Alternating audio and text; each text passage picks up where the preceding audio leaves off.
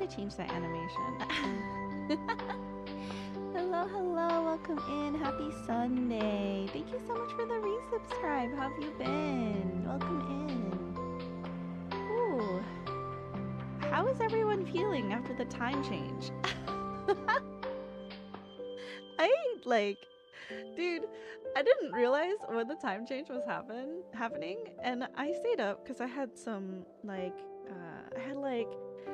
some recordings to do for violin, and I had like a video I had to work on, and then I think it hit like 2 a.m., which is usually my bedtime, but then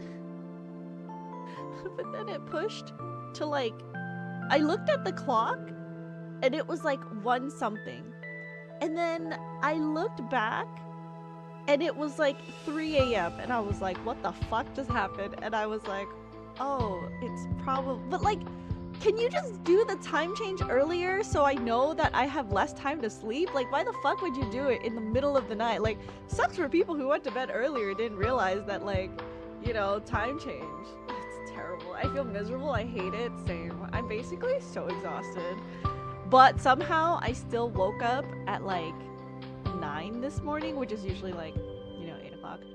But I woke up at 9 and I was like, okay, well, I guess I'll get up right now because stream is starting at 10.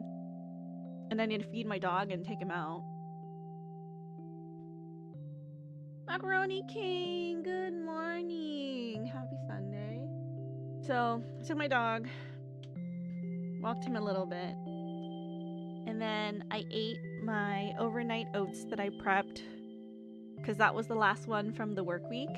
And then I started working on tracing the embroidery. Oh my god. I figured out the hair. Okay, hold on. Yesterday, late at night, I was like, I also want to do something with my hands. So I finally figured out the hair pattern for Zane. I have to do this for all the boys, but as you can see, this is the paper pattern for the hair, and I'll be cutting it out of like the fabric. But it's so cute. I love the shape. It's adorable. So we just have to turn this into like actual hair bangs and glue it on. It's supposed to be like a flat style where it just gets glued onto the doll. So excited.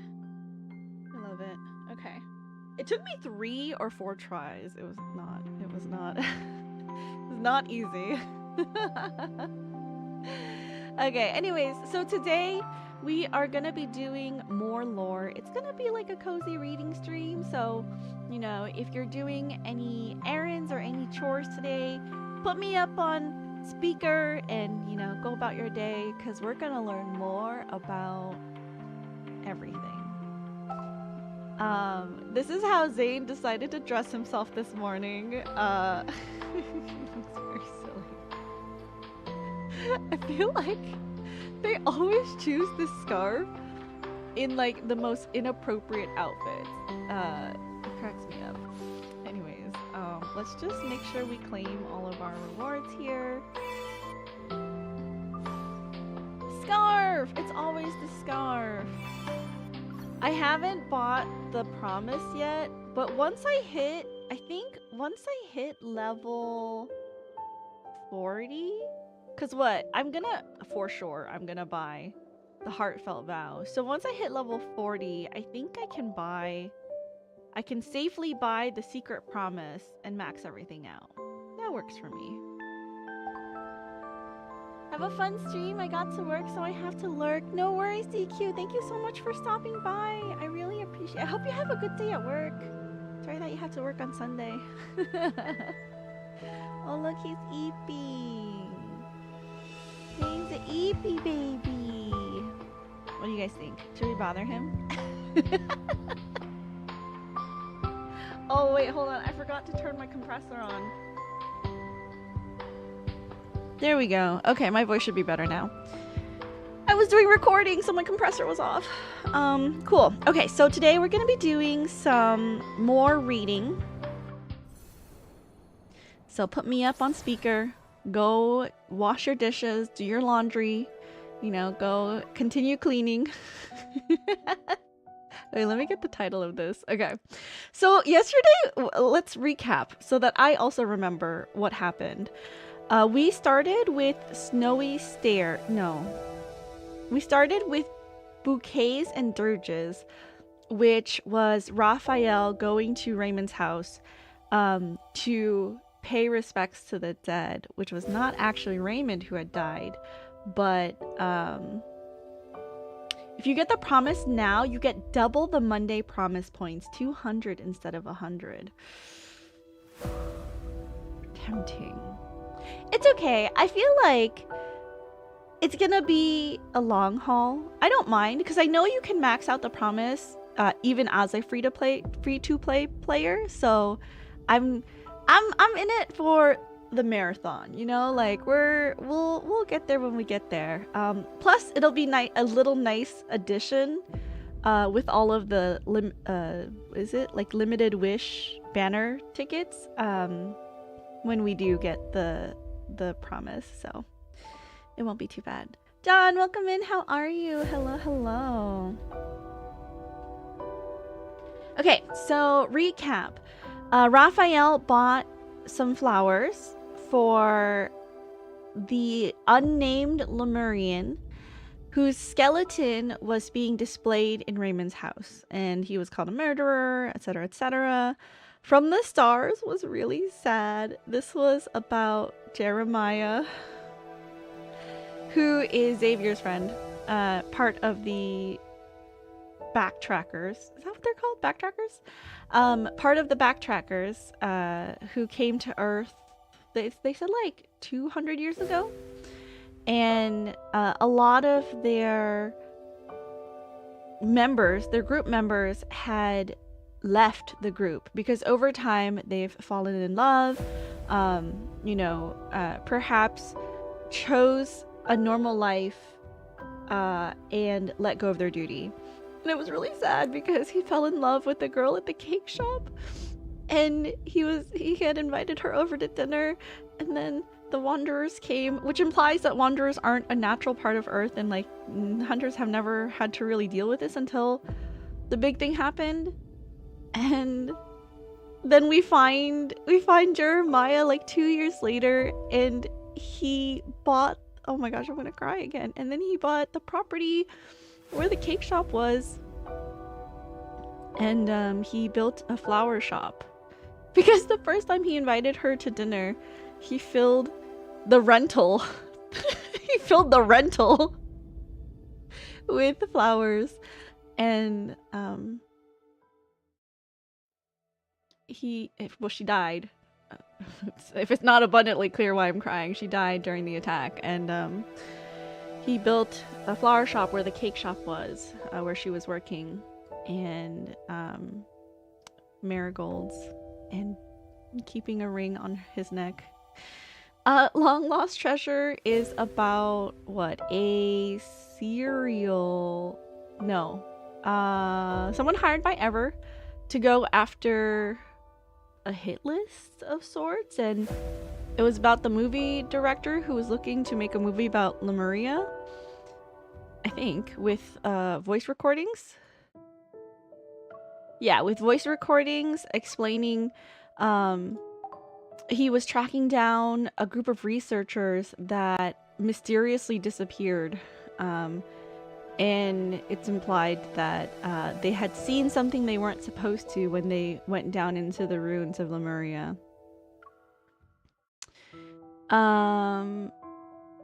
Sealed in Dust is an exchange of an item and information, and I think here is where we learn that us, MC, yeah, was killed over and over again, and every time she died and came back, the readings of her heart would increase, but then after the accident, it stopped doing that, which was crazy. And then Josephine left was it Ever? Josephine took her and left Ever because she felt really guilty about doing experiments on a little child. Absolutely insane work, Josephine.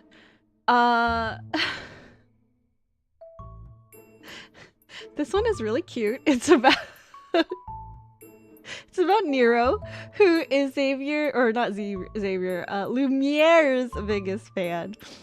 And he still hasn't, has he connected the dots? I don't know. But he basically is a little keyboard warrior for Lumiere. I love Sealed in Dust, so interesting for me. This was a really, really big, in terms of lore drop, I think this one was really, really big. Because we understand now, why she forgot that she had promised to meet Raphael. And why maybe she forgot Silas. Maybe we met him when we were younger and we forgot. Because here's the other thing. Every time MC dies, every time we die, we forget our memories. They're basically like wiped clean and we start from zero again. So I can't imagine, dude. And then they called us a unicorn because we keep coming back. It doesn't make sense. I don't know that unicorns are known to die and come back. I feel like that's more a phoenix, no? Anyways, okay, Micro Universe was also really sad. I don't know. I mean, it was interesting because it is about a biologist who decides to take an art class, Raphael's art class to be very specific. And he's very enamored by the way, you know, colors, shapes, and textures interact on a canvas. And he was losing a lot of that, like, I guess, spark for human curiosity. Sorry, my phone is buzzing.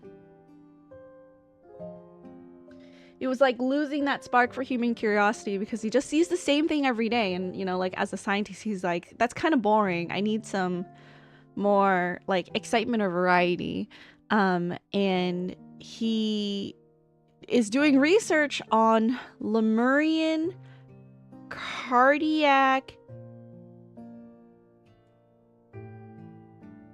Can I remember? Cardiac endothelial cells. Is this right? Hold on.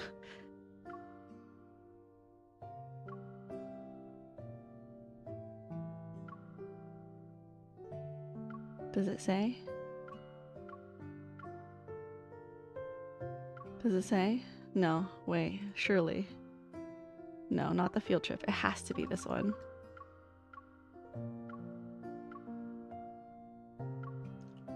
I need to know. I need to know.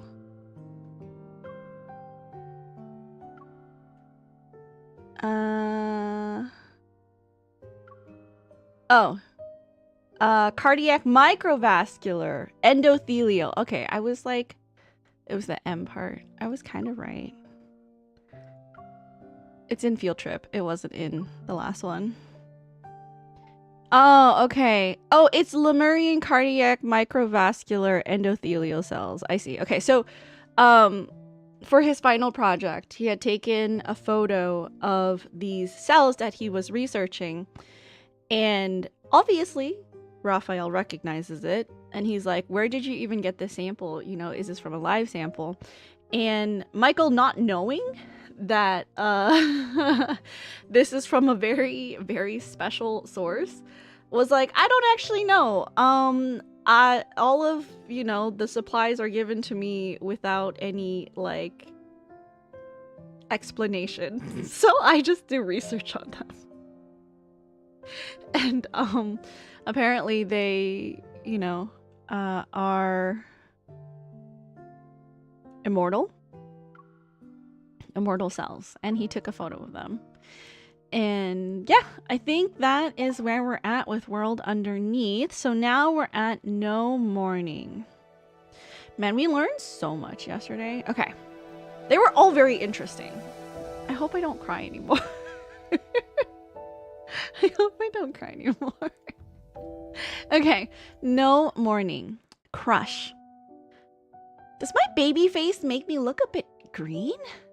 Yvonne pushes a patient to radiology when she spots Grayson muttering to himself, his image reflected in the elevator's polished steel. Thank goodness Dr. Zane's out. Otherwise, you'd be in for a lecture.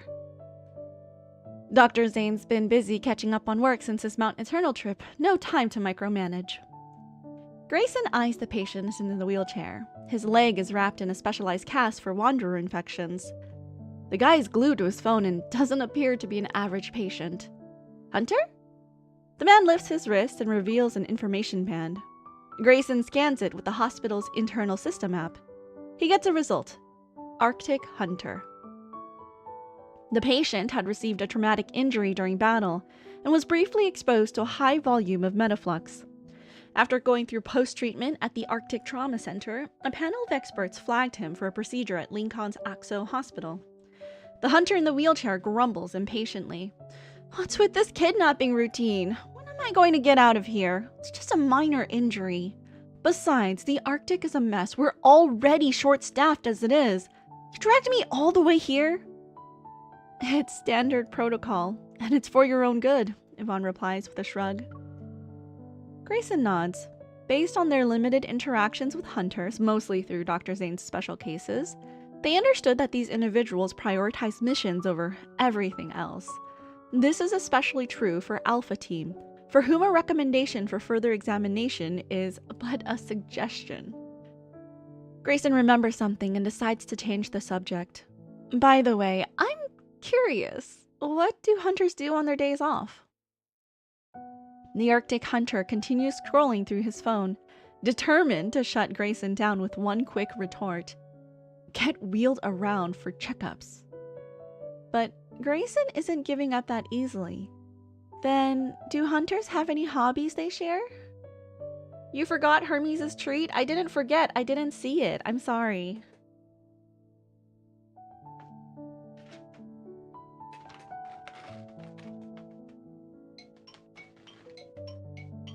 Stop ringing. Hermes, would you like a treat? A treat from Uncle John? A treat from Uncle John? Thank you, Uncle John. Yes, go on. You're so polite for me. Sorry, don't say I forgot. I didn't. I just didn't see it. I can't see all of that. But thank you for reminding me. Then, do hunters have any hobbies they share?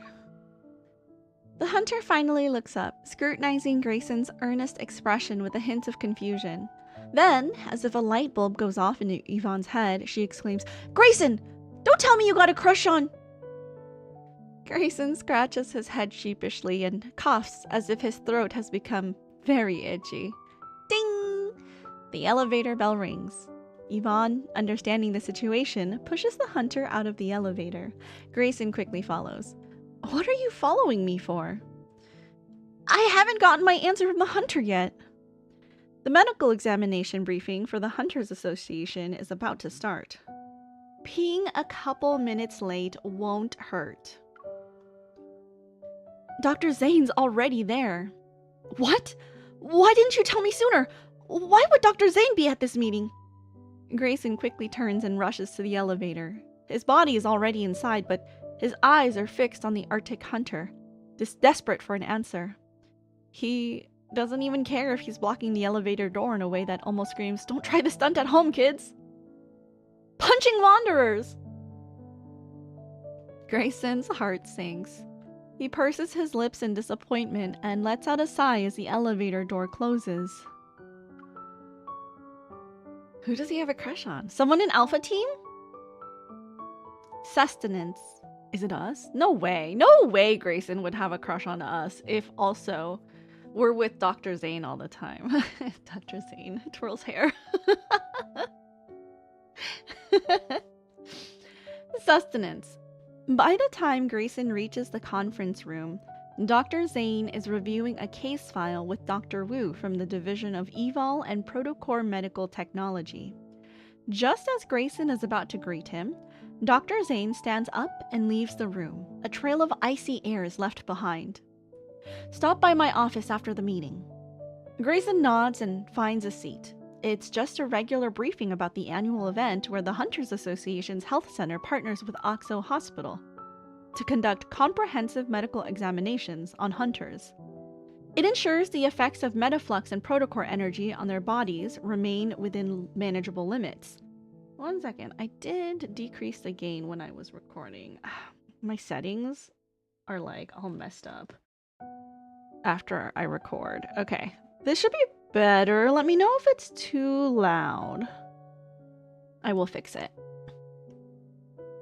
Let me know if I'm clipping. Because you guys never let me know when I'm muted. I was muted for so long the other day. It ensures the... blah, blah, blah. Okay. Grayson's mind, however, drifts elsewhere.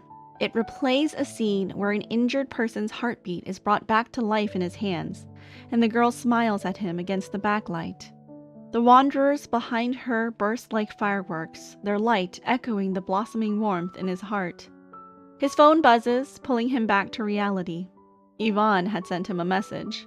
Hey, regarding your Hunter girl, why not take a cue from Dr. Zane? He's so close with Miss Hunter. You know that saying her name turns him into a softie. Oh, wait, that's so cute, actually. Do you think... I mean, surely, right? Dr. Zane.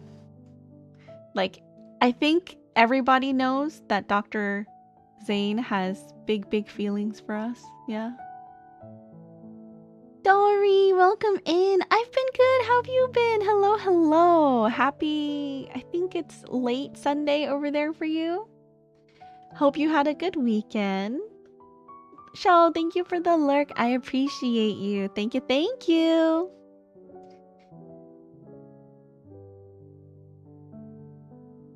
Grayson shivers at the thought of Dr. Zane's reaction if he asked something like, Dr. Zane, how did you pursue Miss Hunter? It's not that I don't want to, it's that I don't dare, Grayson thought. After the meeting, Grayson walks to Dr. Zane's office at a slower pace this time. To ask or not to ask, that is the question. Dr. Zane, I'm here. As he enters the office, a refreshing, cool fragrance reaches him. Dr. Zane, who is currently reviewing a file, has a slight frown on his face. It's a common sight when faced with a patient's challenging medical condition. There's a type A cryosina implant surgery tomorrow, scheduled for the day after tomorrow. Get ready. It's late Sunday, about to make some dinner. What's for dinner, Dory? What's for dinner? I should make some soup for dinner. That sounds really good. I would love soup.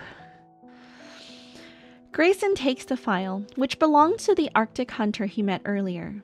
The metaflux reaction in the patient's leg wound exceeds the reference limit and cannot be completely removed. Medical imaging results show that the residual metaflux has entered the bloodstream. A cryosine must be implanted as soon as possible to prevent the metaflux from affecting the patient's heart even more. It could lead to a powerful surge, and he was still yelling about being discharged when I saw him this afternoon. We'll be performing 2 surgeries back to back, so it will take a while. You can skip the Hunter Association medical examination tomorrow and get some rest. Grayson nods, then shakes his head. I'll be fine! The association medical examination is always a breeze, just like a day off. Dr. Zane doesn't stop writing. His gaze from behind his glasses meets Grayson for a moment. It's followed by a soft, That sounds suspiciously meaningful to Grayson. Grayson responds with an awkward Staring at the desk, he tries to change the subject. What a fascinating flower! Those buds look just like tiny snowballs. Is it for Miss Hunter? Grayson curls his finger and reaches for a small potted plant with white buds nestled in snow. It's on Zane's desk. It's a little droopy. Don't touch it.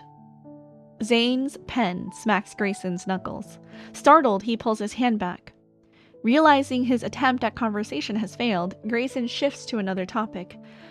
Dr. Zane, you're more than inspirational. You're not only my mentor in my specialty, but also the guiding light for my life's journey. A teacher for a day and for... Do you have a crush now? Zane, with a stack of documents, heads to the filing cabinet. Grayson follows closely behind.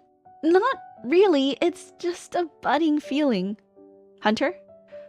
Oh, Dr. Zane, you're always so perceptive. You want to get to know her, but don't know how to break the ice. Exactly!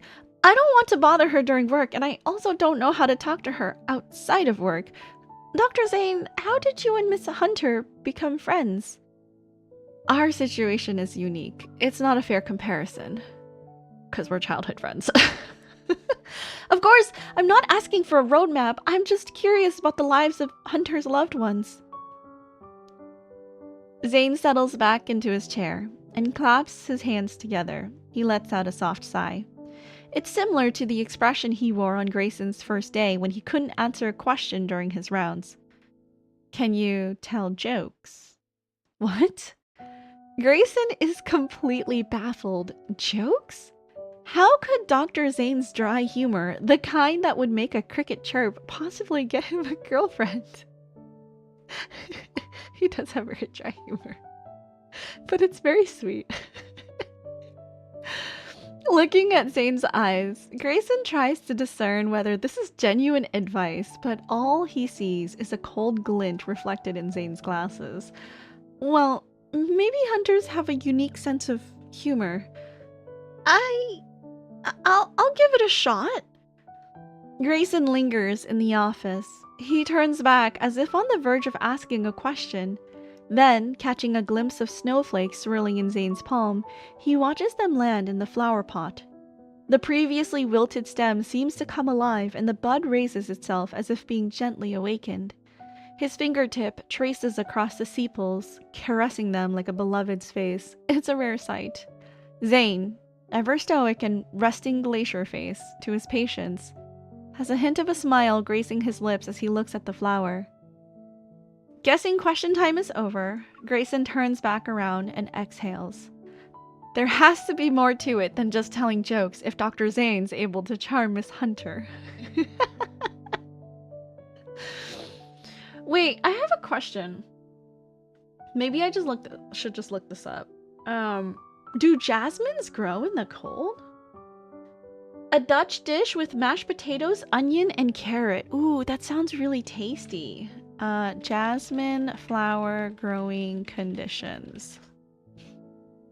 Partial shade, well-draining fertile soil, temperatures between 60 and 80, so not freezing. I wonder what... is it like a special flower?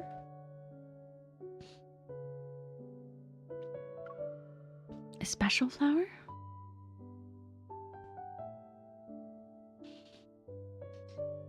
The next morning, in the shadows. The next morning, Grayson hums cheerfully as he enters the cafeteria with his breakfast tray. Yvonne, in the middle of biting a piece of bread, looks up surprised. Today, Grayson is wearing a sharp, navy blue three-piece suit with a tie. His white lab coat is nowhere to be found. Ah, men. Swallowing her food, Yvonne speaks as if she isn't new to the games that guys play. It's better to be prepared and not panic. That's key, right? What if she notices me during the medical examination today? Grayson digs into his yogurt, but a sudden, almost jarring alarm cuts through the chatter. Metaflex leak in the northern suburbs is exposure level 5. Grayson shoves a piece of bread in his pocket and sprints for the rooftop helipad. A rescue helicopter lifts off, and Zane's figure disappears behind the fuselage door. Zane is always one step ahead in emergencies. Grayson leaps into another helicopter that was prepared. Inside the cramped fuselage, he and another doctor scramble to change into protective gear. Their eyes occasionally glance at the northern suburbs. The rescue zone falls under her jurisdiction. Will their paths cross? A part of him hopes she's not there. But another part of him can't help but pray that if she is hurt, he'll be the one to treat her. Hold on, let me recenter myself. There we go. Better. Okay. The rescue operation lasts for 2 grueling days and nights. On the third, just before dawn, Grayson slumps against a stack of supplies in the temporary tent. He's utterly drained. "Did you evacuate everyone from Zone 2? A voice asks from behind. Grayson is too exhausted to turn. "Dr. Zane, you're here too." Fatigue crashes over Grayson like a wave. Finally, he reaches into his pocket and pulls out his phone. "Dr. Zane, she remembered me." He shows Zane the phone screen. There's a chaotic post-battle street picture with the following caption. "The moment my heart started beating again was so cool." See? This post is about me. And earlier when I was unloading supplies, she volunteered to help. She said I should take care of my hands because I'm a surgeon. After a second of silence, Zane responds, "And you let her take the box?" In the unseen shadows, Zane cracks a faint smile. The hint of weariness beneath it escapes Grayson, who's drunk on his romance. "Letting the girl you like do all the heavy lifting. You're quite the charmer." "Hey, she's stronger than me. I struggle with one box and she carries two with ease." Recalling his earlier helicopter struggle, Grayson adds, "Speaking of which, Miss Hunter's job is so dangerous. Shouldn't you try to convince her to be less reckless?" The response comes in faint breaths in the cold air. It seems Zane has fallen asleep. There's another question burning in Grayson's mind. If something happened to Miss Hunter, what would Zane do? But then he remembers the faint scars crisscrossing on Zane's hands. With his superior medical skills, powerful evil, and unwavering resolve, Grayson knows Zane wouldn't let anyone get hurt, especially when it's someone he cares about. Even today, during a rescue break, Zane had once again saved people from wanderers. Only Zane can truly stand beside Miss Hunter in battle. Grayson glances down at his own hands. They're ordinary surgeon's hands, and they don't have a strong evil at their disposal. What could he do? The tent becomes colder. Grayson closes his eyes and surrenders to the encroaching darkness. Oh, Grayson wants to protect his beloved.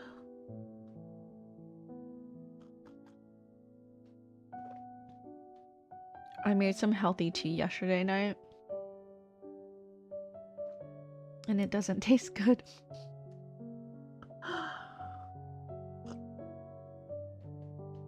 But I'm drinking it for hydration. Snow Velvet. The emergency rescue operation throws the Arctic Hunter surgeries back 2 days. Thankfully, everything went smoothly. The next day, Grayson follows Zane. They're going to do a checkup on the hunter. Restless after complaining about overkill treatment, the patient is now stuck in bed. Hello, B-Tech. Welcome in. How are you? Welcome, welcome. Happy Sunday. Thanks for joining us. Hopefully you're having a good day today. We're doing some cozy reading, so feel free to either stick around and chat or, throw up our stream on speaker and get cleaning done, wash those dishes, do your laundry. We're just reading more lads lore. Where were we? Oh, restless after complaining about overkill treatment, the patient is now stuck in bed.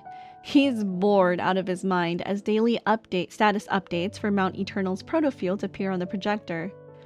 As Zane and Grayson enter the room, he throws out a casual question. Can I still be a hunter?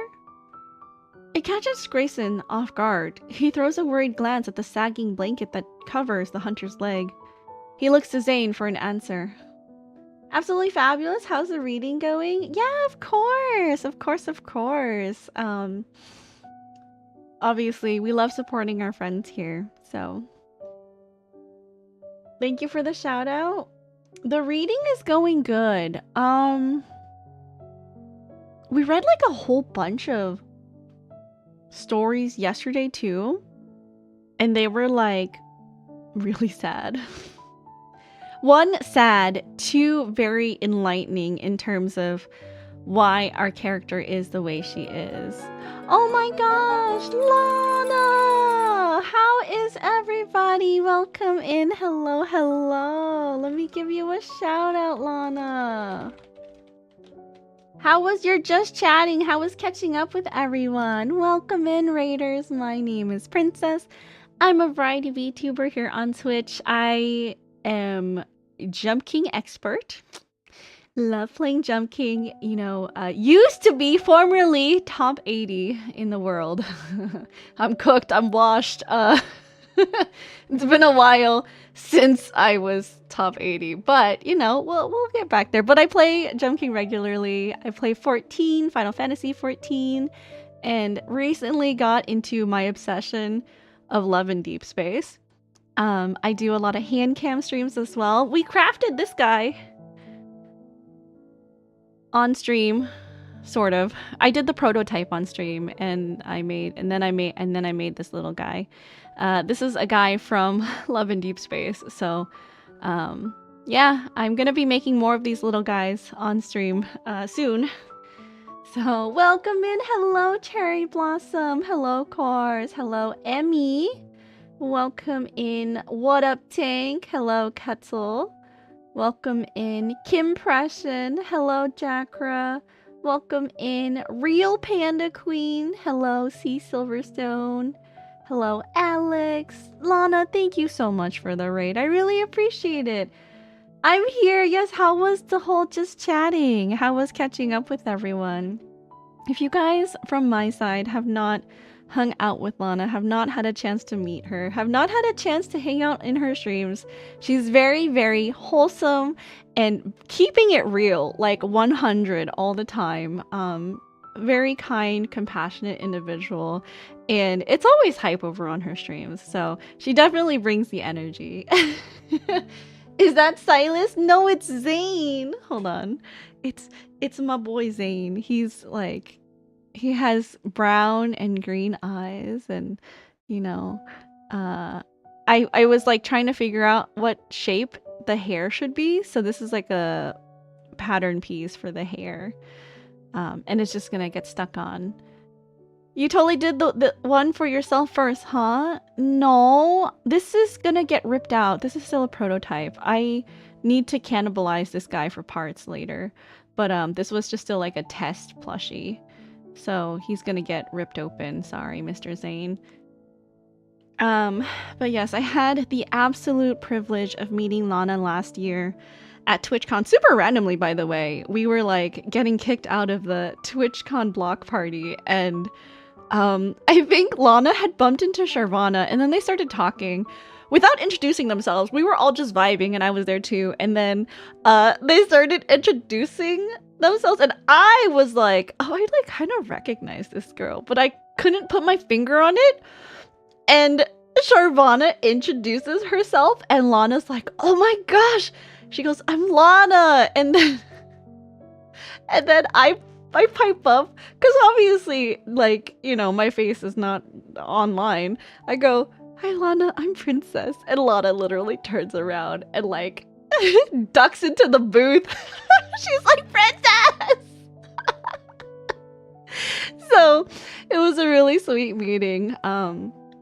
But no, yes, Lana and Raiders, please, if you guys need to raid and run, I completely understand. I have to raid and lurk, unfortunately, still slowly recovering from BlurredCon yesterday and attending to grocery shopping orders, but I'll be around. Finally got a chance to catch you after following for so long. Never had a chance to properly stop by. Yeah, no worries. You know, today we're just doing some cozy reading. It's the perfect time to put me up on the TV or on the speaker and do your chores, like washing your dishes, doing your laundry, cleaning your house.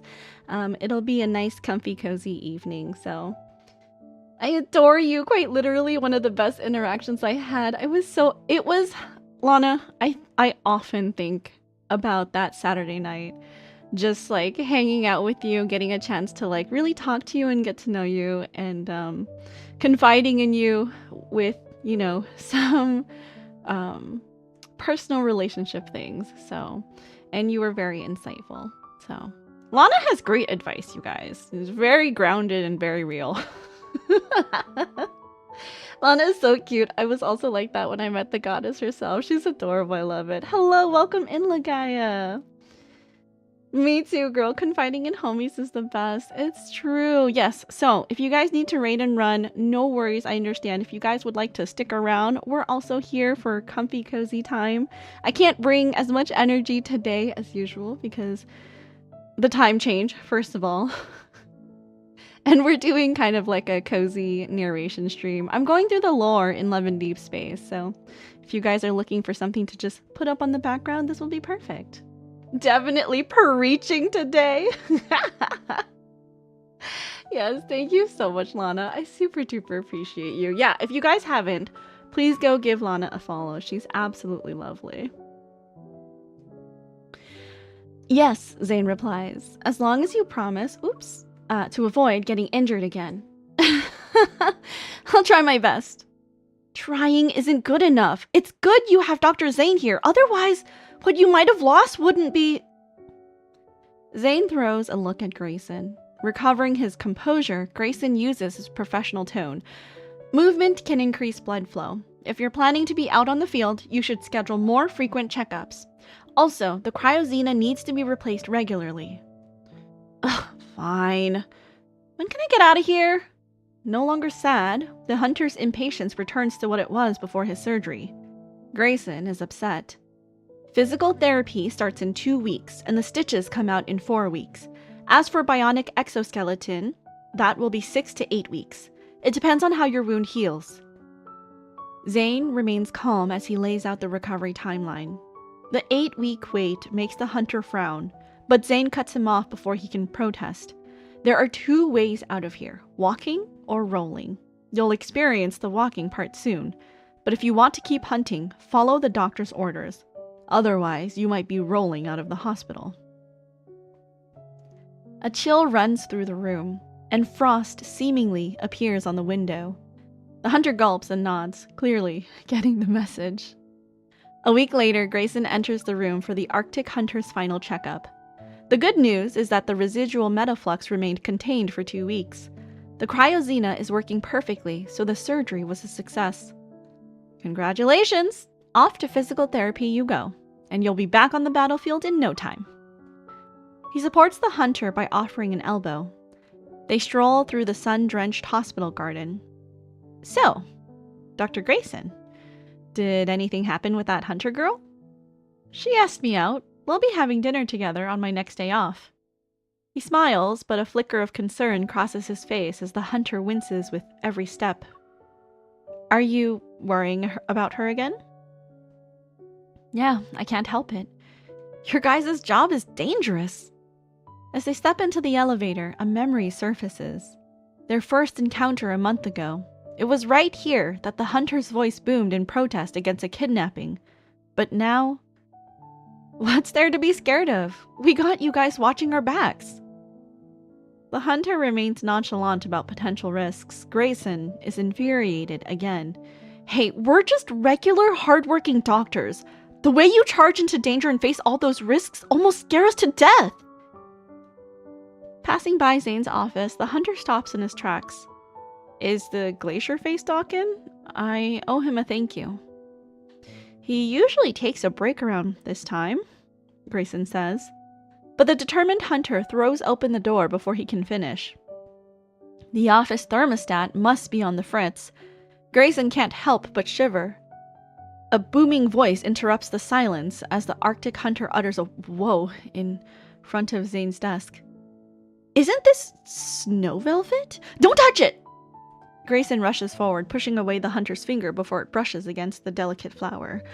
Snow velvet. Oh, so is that the flower that he's keeping? You know what it is? Of course I do. It's rare stuff even in the Arctic. It only grows on the northern cliffs of Mount Eternal. Not just anyone can go there, but that's where you find the cleanest snow. Something's been happening in the mountains lately, though. The wildlife is practically extinct. It makes me wonder if Glacierface got some kind of hobby for saving pretty things. Oh. I see. I see. That's us. We're the pretty thing, right? That Dr. Sane likes to save.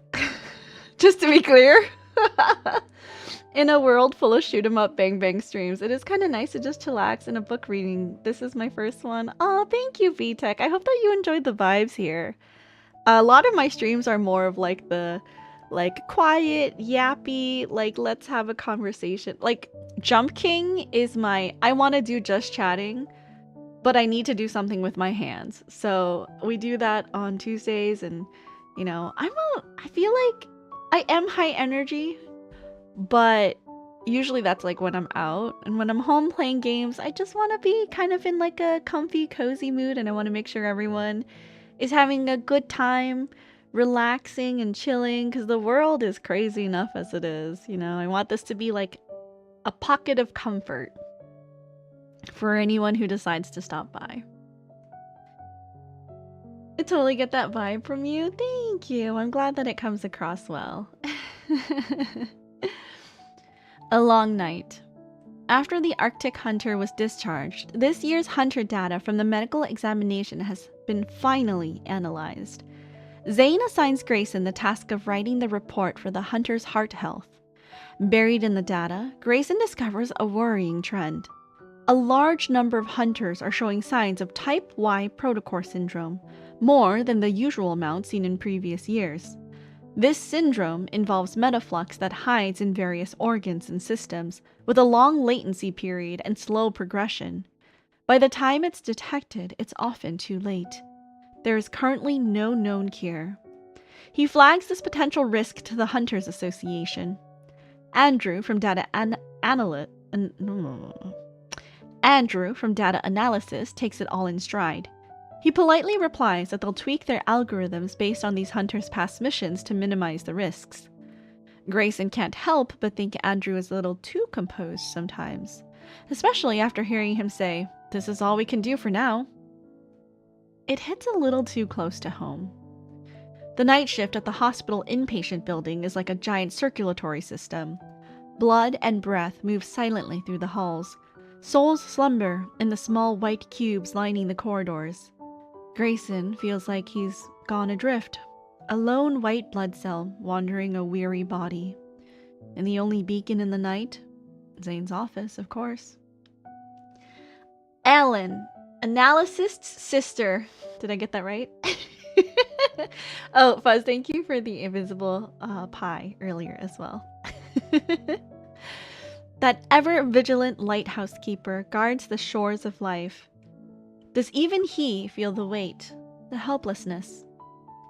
Lost in thought, Grayson pushes open the office door.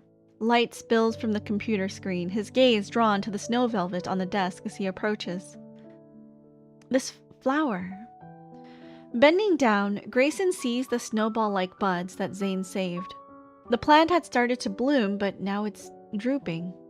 The stem twisted and shrinking against the white porcelain. A single wilted petal falls and lands on the black ice crystals nestled in the pot. He remembers pristine white snow used to be there. Dr. Zane? The cold computer light casts an unsettling glow over the scene.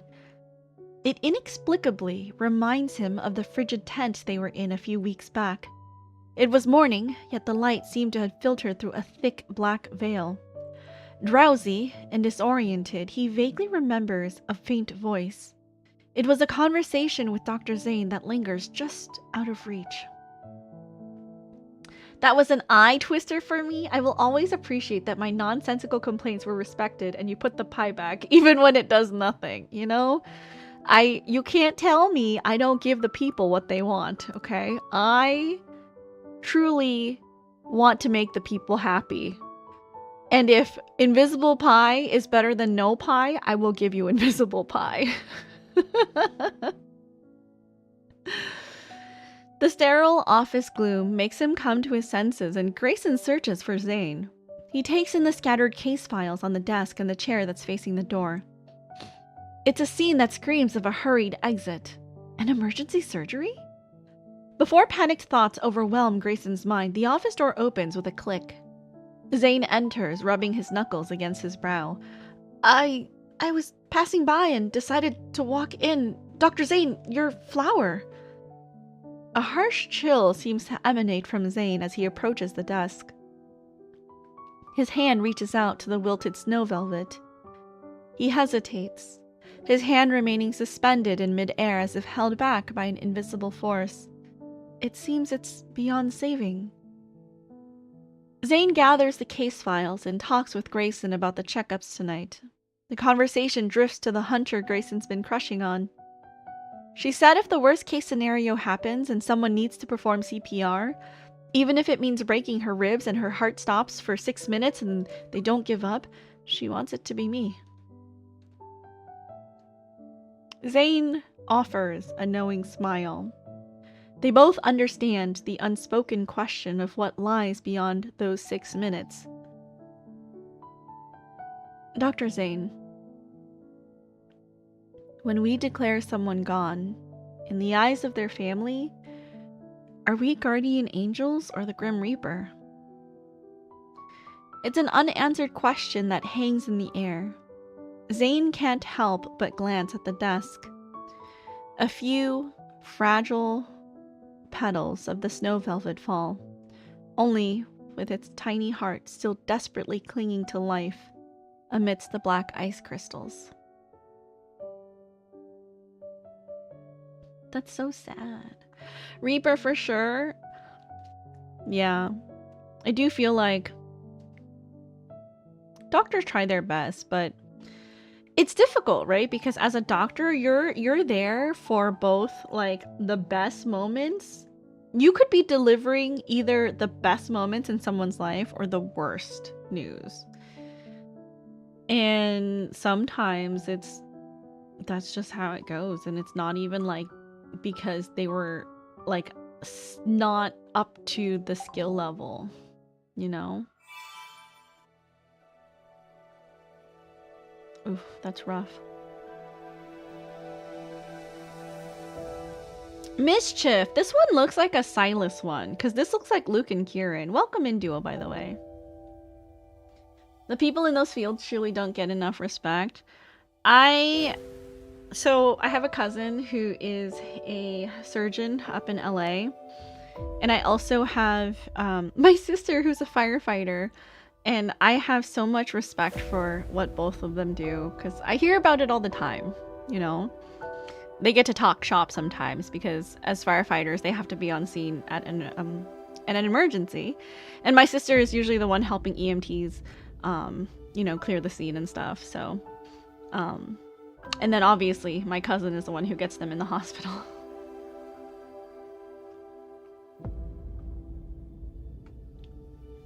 Truly, I am the shame of my family. I do nothing like that, and all I do is sit at home playing video games after my work's over. So who's winning in the end?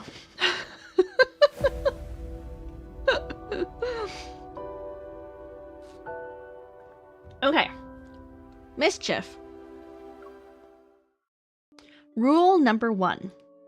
2046 early spring. Good evening, listener. I'm supposed to have a smooth voice. This is a radio voice. Good evening, listeners. We're talking to you live on Combat Zone FM. I'm your host. The armored truck veers onto a deserted road under the moonlight. The signal fades in and out and the vehicle's radio crackles. Let's talk about ambushes tonight. Linton, the driver, steps on the gas.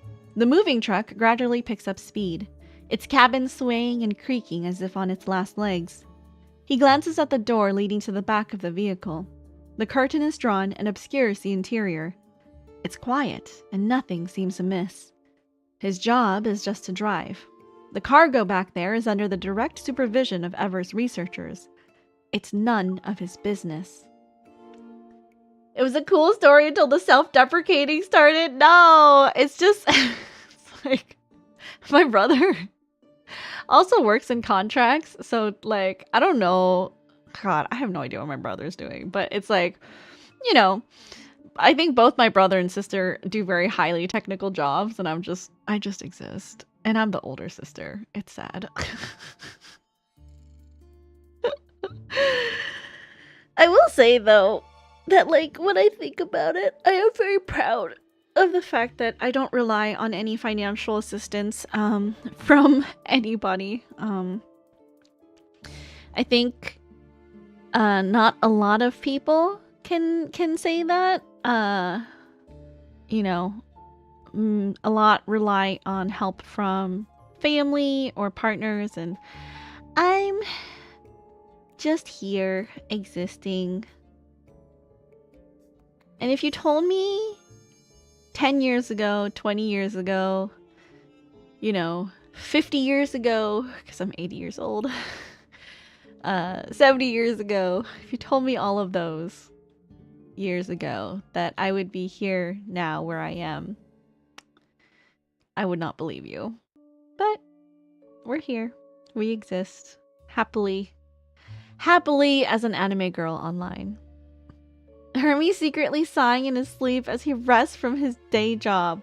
What does he have to sigh about? Huh? Look at him. Don't look at my socks. Hold on. Get those socks out of the way. Look at him. What does this boy have to worry about? To sigh about? All he does is sleep and eat and poop. And just creating a lovely place for other humans to gather around and feel cozy and comfortable. Yeah, I guess. I could give Hermes a treat. Oh, Megan, thank you for giving Hermes a treat. Treat for Hermes from Auntie Megan.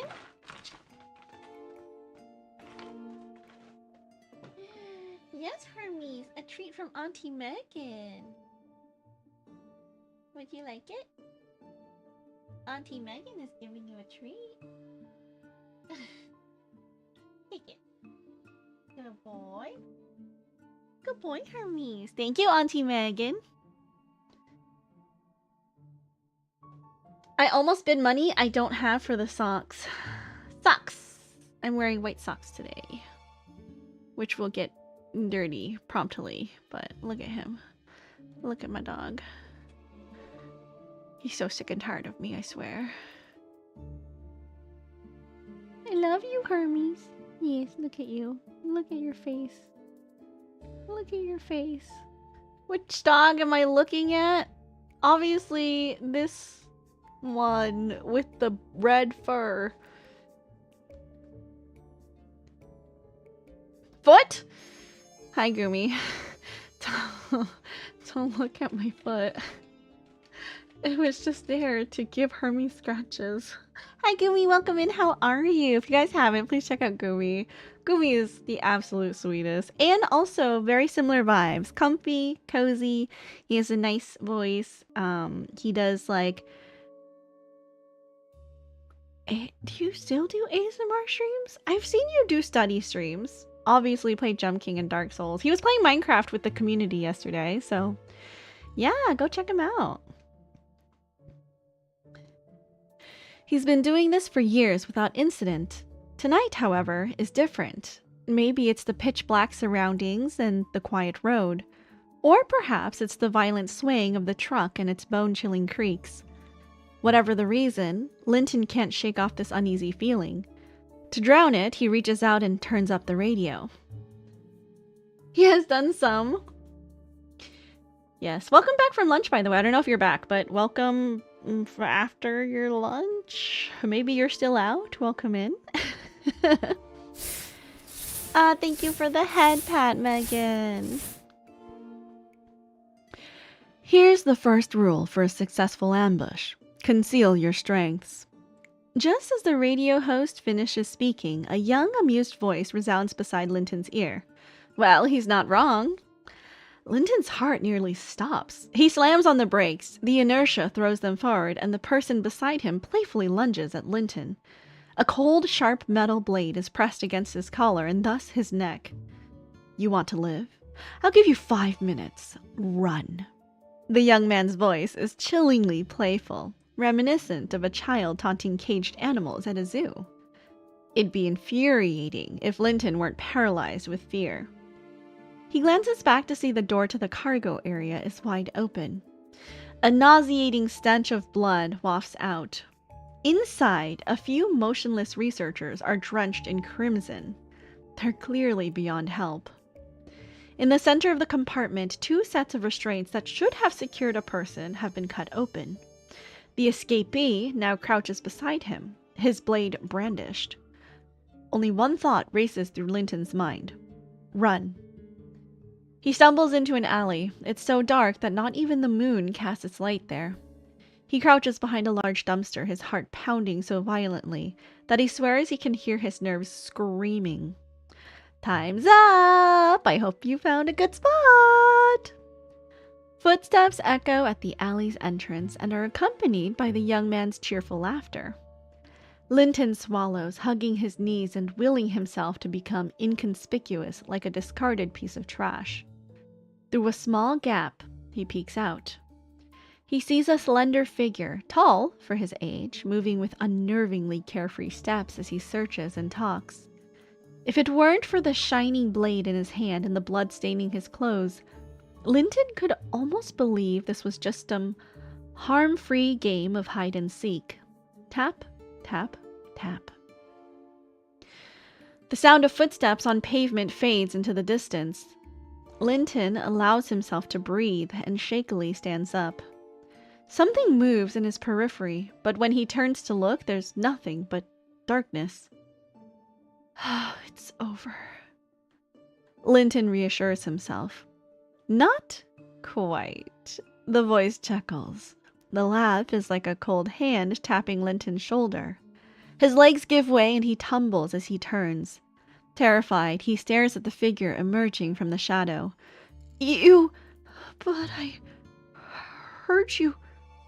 Walk away. The young man grins, seemingly in high spirits. Your ears must not be working. I never left. Impossible. Terror floods Linton's mind. Without thinking, he scrambles to his feet and dashes to the unobstructed exit. Not so fast. You didn't think it'd be that easy, did you? Another figure suddenly appears and blocks Linton's last escape route. Linton finally understands what's happening. 2 individuals with identical faces have him cornered from both sides. They wear the same sly grins and they fiddle with their blades in perfect unison. Allow me to do the introductions. I'm Luke, and the one behind you is my shadow, Kieran. Why do they seem so scary? In the main story, they're like goofy kids. What the fuck? I guess everyone in the N109 zone is like a criminal, so I guess it makes sense. It's very unexpected. We were going to let you off the hook, but someone snitched on us to the guards when we tried to escape last time. That was you, right? Linton breaks into a cold sweat. No, it wasn't. I just... Okay, save your excuses. Kieran, holding a blade, rests his cold hand on Linton's shoulder again, which sends another shiver down his spine. People will say anything when they're begging for their lives. One of the researchers told us how sorry they felt for us. You think we believe that? Luke, do you want to do the honors, or shall I? I'll do it. Any last words? On second thought, don't bother. I'm not really in the mood to listen. Kieran sits cross-legged in the filthy alley, resting his chin on his hands as he watches Luke pin Linton against the wall and press the blade to his throat. In the darkest hours of the night, the spurting blood vanishes, and so the final cry of a life on death's door is swallowed by darkness. Monozygotic twin comparative test record. Subject ID 808. Subject names Luke, Kieran, age 16. Experimental side effect log. Subjects mutually influence each other's visual, pain, and auditory senses. Here are examples of this phenomenon. The subject Luke can see images within Kieran's field of vision and vice versa. The subjects Luke and Kieran can experience the same level of pain at the same time. 3 is just ... Evaluation results. After the protocore exposure, both subjects show rejection reactions.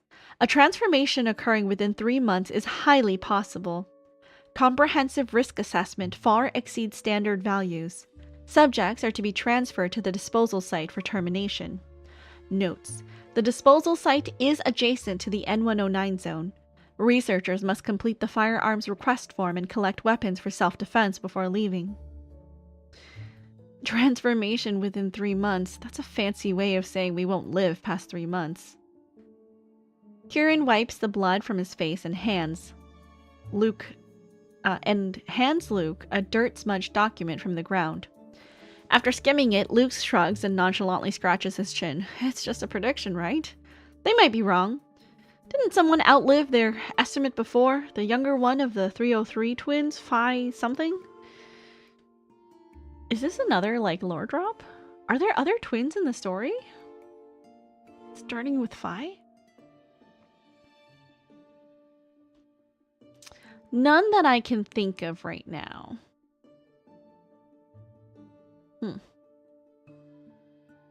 Whatever. It doesn't matter. We finally made it out, and if we only have 3 months left... Luke leans against the armored truck. He raises an eyebrow. Then his eyes widen as he looks at Kieran and pounds his fist on the hood excitedly. What is it? Based on that reaction alone, Kieran knows his brother's mind is probably concocting another scheme to turn the world upside down. Since we're on borrowed time anyway, why don't we go out with a bang? How about doing something epic in these last 3 months? Eager, Kieran leans in. Despite Luke's ideas always ending up as messes he has to clean up, the prospect of doing something epic still holds an irresistible allure. What do you have in mind? Check this out. Luke points to the name N109 zone in the notes section of the document. Do you remember Silas? The guy the researchers mentioned before? That protocore smuggler? Yeah, that ruthless boss of Onakainis? Exactly! Excited, Luke hops onto the hood of the truck. Let's kill him!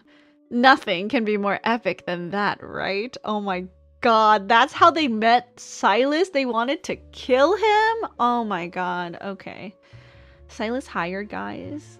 Let me move the camera so you can see my boy. Silas hired the kids who tried to kill him. That's... okay, well, I guess that's a very Silas thing to do. Kieran bursts into a fit of laughter. What if he's 100 times stronger than us? If we try to kill him, wouldn't that be even more fun? They exclaim in unison. But Kieran quickly suppresses his bubbling excitement. He tries to be sensible. Wouldn't it be easier for Silas to kill us than for us to kill him? So what? Luke sits cross-legged, the enthusiasm in his voice gradually fading and being replaced with calm. Have you seen the one who transformed? I'd rather get killed and die early than become something like that. After a long silence, Kieran nods. He crumbles up the document and tosses it behind him. True, we should count ourselves lucky if we get killed by him. You ready? Let's go. In the depths of night, the two brothers walk side by side down a path that leads a person away from all light. It lazily stretches into the horizon. I hope Silas turns out to be an interesting guy. Rumor. Here's the second rule of a successful ambush. Know your enemy. It's been 14 days since Luke and Kieran arrived in the N109 zone. For the past 2 weeks, they heard all sorts of rumors about Silas. I heard Silas has been in cahoots with Wanderers for ages. He's just waiting for the right moment to blow up the N109 zone. Well, they say Silas has a permanent luxury suite at Solon Hotel. The walls are stuffed with the bodies of his enemies. It's haunted at night. Oh, I heard Silas is the son of that stock market tycoon from Lincoln City. Really? Someone told me Silas is the stock market tycoon himself. Kieran doubles over from laughing, but his hands never stop crafting darts. So, did you find out what Silas actually looks like? They say he doesn't have a fixed appearance. He wears a new face every day. No one has ever seen his real appearance. Luke can't help but chuckle at his own words. Before he can finish laughing, Kieran chimes in. Well, I heard he's quite young, but he has to drink the blood of teenagers every day just to maintain his human form. Laughter fills the small house they've claimed as their temporary home once more. Most buildings in the N109 zone are renovated from previously derelict structures. In the shadows where neon lights from the bustling streets don't reach, it's easy to find a vacant space that's not too dilapidated. It's perfect for two unexpected visitors new to the area.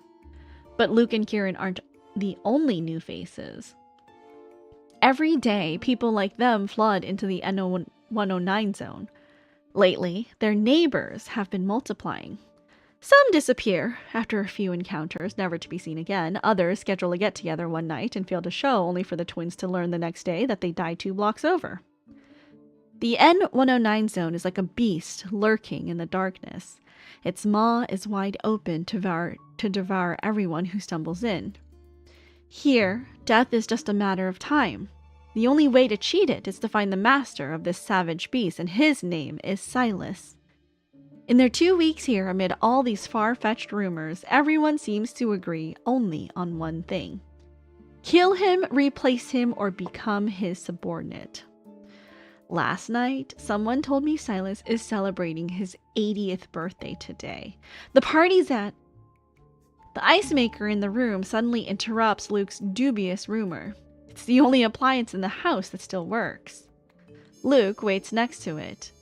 He scoops up 2 cubes as they fall and pops them into his mouth. He turns back. You want some ice? Doggy, welcome in, Sam Crew. Thank you for the head pat. Hello, hello. Kieran waves his hand. Ice reminds me of when I got beat up. I'll pass. Laughter fills the room as Luke tosses an ice cube at Kieran before plopping onto the couch and crossing his legs. Serves you right. Years ago, during their first escape attempt, Kieran had gotten into a scuffle with the guards and ended up with a mouthful of blood. 2 weeks in solitary confinement couldn't break him. He endured the pain in stubborn silence and refused all medical treatment. In the adjacent cell, Luke yelled at him, "Next time you decide to play tough guy before the medical staff, could you maybe ask me beforehand? I'm also in pain." During that time, Luke developed his love for ice. It was to initially numb the pain that wasn't his own, and it later developed into a thrill for the cold. Kieran, after his 2-week confinement, took the lesson to heart. The day his punishment ended, he exacted his revenge with a dart he made. After that, crafting darts became a hobby. It brought him joy. Remember Sherman? He's the guy we met at Elysium. Kieran quickly shakes off the cold and picks up where he left off. Yeah, the peacock. How could I forget? Anyone who can strut around the N109 zone like that and still breathe must have some serious support. Luke crunches the ice in his mouth. You think Silas is behind him? What are we waiting for then? Let's find him. He's about to bolt out the door when Kieran, as if he's done this a million times, grabs his collar and pulls him back. He presses the finished darts into Luke's hand before releasing him. Now we can go. I've been tailing Sherman for a while. Onakainis is about to attend an important business meeting. Silas might be there. We should check it out. Luke pockets the darts and pushes his slightly overgrown hair to the back. When he opens the door, he notices Kieran tying his hair back into a short ponytail. After thinking for a bit, Luke ties his hair back in the same style. Nighttime on the rooftop across from Solon Hotel. In the luxury suite where the deal is being discussed, the curtains are half drawn. Through the gap, a hand with elegant, pronounced knuckles is visible. It idly taps on the leather armrest. A velvet box is humbly presented to the hand's owner. The individual pauses before leisurely waving his fingers. Someone with a deferential demeanor takes the box away. Although the hanging curtains obscure the faces of everyone in the room, it's not difficult to discern who bears the name Silas. It's as legendary as it is dangerous based on that interaction. Across the street and perched on the edge of the rooftop, 2 figures watch them as if it were a movie. Luke, his eyes alight with excitement, points out something. Silas isn't carrying a weapon. Isn't he afraid of someone making a move? His question is swiftly answered. The deferential attitude fails to save the life of Silas's business partner. Silas strikes so fast that even the rooftop audience can't follow his movement. His actions are a blur, but they see a terrified body yanked to the window by an invisible force. A mist swallows it. When it dissipates, nothing remains of the man. Oh. Silas doesn't need to carry a weapon because he's a weapon himself. No one in the luxurious suite dares to move. The deal's participants and Silas's underlings bow and lower their heads. Silas finally stands up and Luke and Kieran see his face. He looks indifferent, as if the scene before him isn't his doing. The ceiling light casts ominous shadows across his features as he turns. He sweeps his gaze across the street. The two brothers, spectators a few seconds ago, suddenly become alert. Their bodies react faster than their minds. They propel themselves off the ledge and into the shadows with lightning-fast speed. Did he see us? I doubt it. We're so far away from him. Is his eyesight that good? An inexplicable feeling sends a chill down their spines. After a moment, they cautiously peek out from the edge of the rooftop. Silas has already left. Did he look bored to you?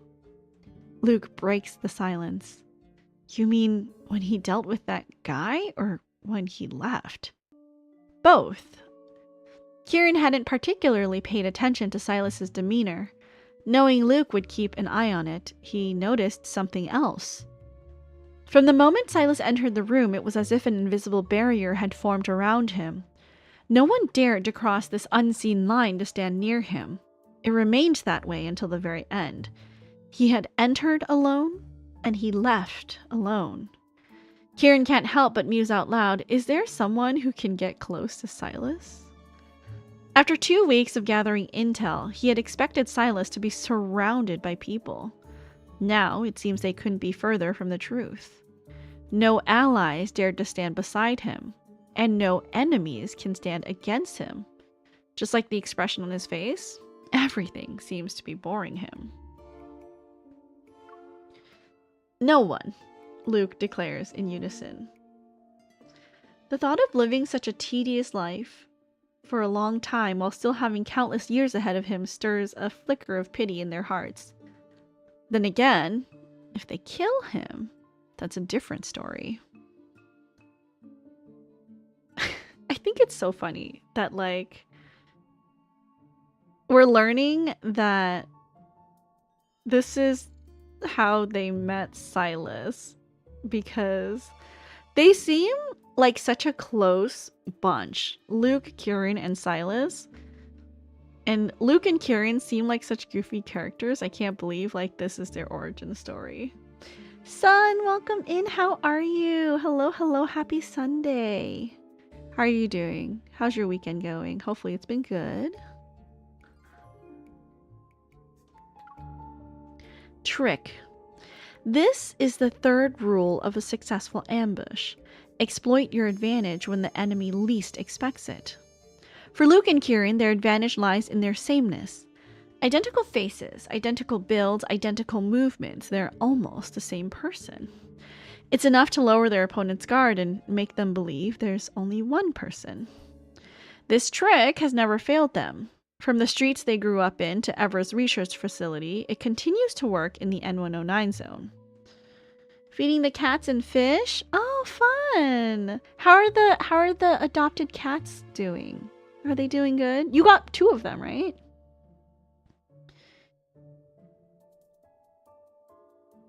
Whether it's purchasing necessities from someone who increases prices after glancing at Luke, fending off strangers who try to rob Kieran of their supplies, or slipping past a merchant into a protocore warehouse.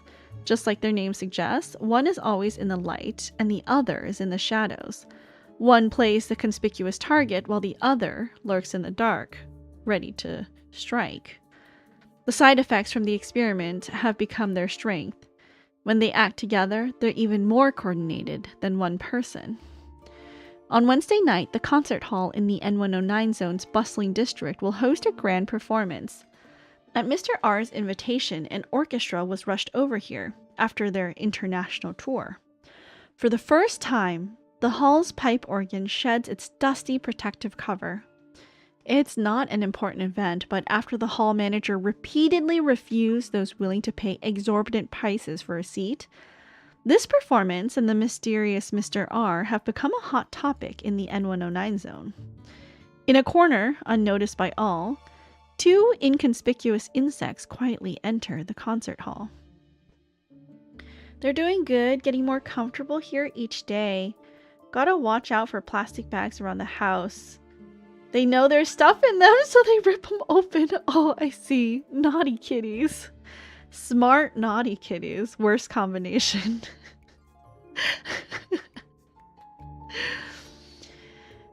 Kieran is looking at two very different scenes. He crouches to hide behind the auditorium seats. Not far away, in the center of this space, sits Silas. Kieran can only see Silas's back. The vast concert hall stands empty, save for this lone figure. And his question resurfaces. Is there someone who can get close to Silas? Yet, Silas just sits there. He's resting his eyes and waiting for the concert to begin, like a normal person would. Kieran knows the concert's start will inevitably be delayed because of the other scene he's looking at. Through Luke's eyes, he sees the dressing room where the impeccably dressed conductor and orchestra members are bound, one by one. Sheet music has been stuffed in their mouths to muffle any cries. After his hard work, Luke dusts himself off and bends down to retrieve a fallen dark. These pack quite a punch. The protocors really do make a difference. He's in awe. The protocore makes the dart feel a bit awkward to hold, but it's tolerable. Luke shakes his hand and checks himself in the mirror. Something's missing. He yanks the conductor's jacket off and puts it on. Should I go on stage with this? Their ability to converse effortlessly, even when apart, is perhaps the most useful side effect. It's a little too big. Try that violinist's outfit, the one from the third row. Oh, that is a lot better. Ready? Wait! Luke takes a step toward the stage before stopping. He turns back to the dressing room and picks up an ice cube from the wine bucket on the table. He pops it in his mouth and crunches it. Now I'm ready. Wow, Luke has a thing for ice. Just before he goes on stage, he hears Kieran's voice again. Before we do this, any last words? Nope. I have nothing to say. It's pointless anyway. They're still going to die. They might as well save the energy and wear a smile instead. Let's do this. The lights in the hall dim as the performance is scheduled to begin at this time. The curtain slowly rises and a spotlight switches on with a click. Luke is on stage within a few quick strides and stops before Silas. There's no music, but Silas doesn't open his eyes. It's as if he anticipated this. Luke's excitement grows, his hand initially reaching for the dart. Changes course on a whim. He grabs two small circular devices hidden at his waist and flings them at Silas. Mind if I borrow 3 minutes of your time? Let me have a go at killing you before the concert starts. His words echo through the hall. The small projectiles hurled at Silas are suspended in the soft mist around him. The person who stopped them with his power hasn't even lifted a finger. Luke grins. You might want to open your eyes. It could get messy, even for Onakainus' boss man. As soon as he closed his mouth, the spheres, squeezed by the black-red mist, suddenly burst. With a loud splash, water drenches the seats around Silas. Silas opens his eyes, his finger on his temple. Luke shrugs. I told you. What's your motive? Silas's nonchalant question echoes through the concert hall. My reason for wanting to kill you, huh? Luke rubs his face and pretends to be deep in thought. In the N109 zone, a lot of people want Silas dead, for profit, revenge, or because they're weak. He wonders if a spur-of-the-moment decision would pique the curiosity of this man who leads Onakainus. But he decides to drag it out, at least for the show. That way, he can buy time for Kieran, who's moving stealthily through the shadows. As their conversation continues, Kieran silently positions himself. Now directly behind Silas, he holds several darts between his fingers. They're aimed at Silas's carotid artery. Through Luke's eyes, he monitors Silas's movements and confirms the man's attention is fixed on Luke, who's still fumbling for an answer. He's oblivious to Kieran's presence. Kieran bends his knee and prepares to lunge, and then, before he moves, he hears Silas's derisive chuckle. "If you want to kill me, at least use a method that's less boring." From a distance, Kieran senses Luke's body go rigid. He quickly realizes why Luke's reacted that way. It's because of him. At some point, 2 wisps of black-red mist have enveloped his body. Although they looked easy to shake off, they pinned him in place. He can't move. How did Silas notice him? Restraining one of them effortlessly subdues the other. The owner of this power closes his eyes once more.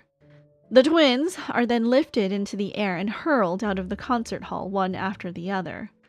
The hall's doors slam shut, the lingering echo a composed mockery of their failed attempt. Huh? The twins scratch their heads before checking their necks, arms, and legs. They stare blankly at the concert hall's opulent chandelier before reality finally sinks in. Silas didn't kill us.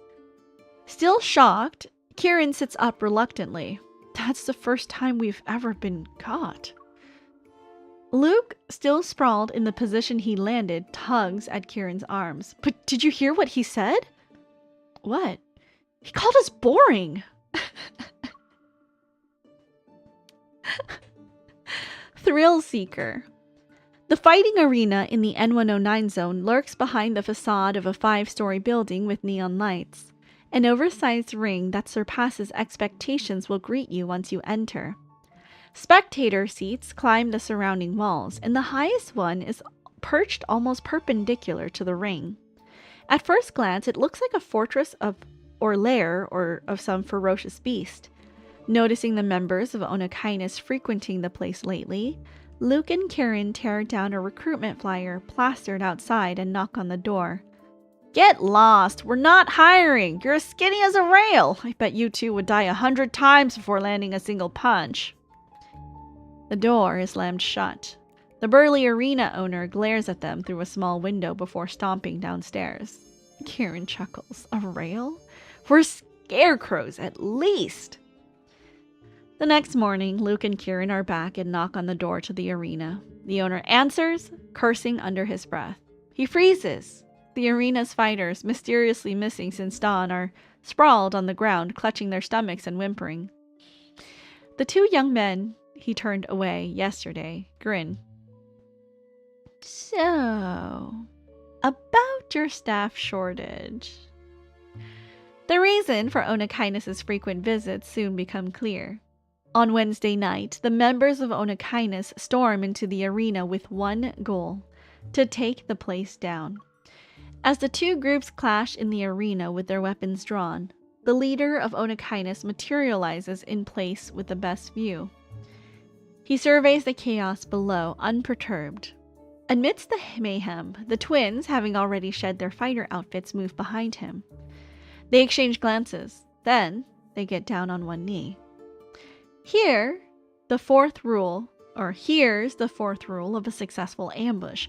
Swiftly abandon flawed tactics and use new strategies to confuse your opponent. "Boss, we want to be your followers!"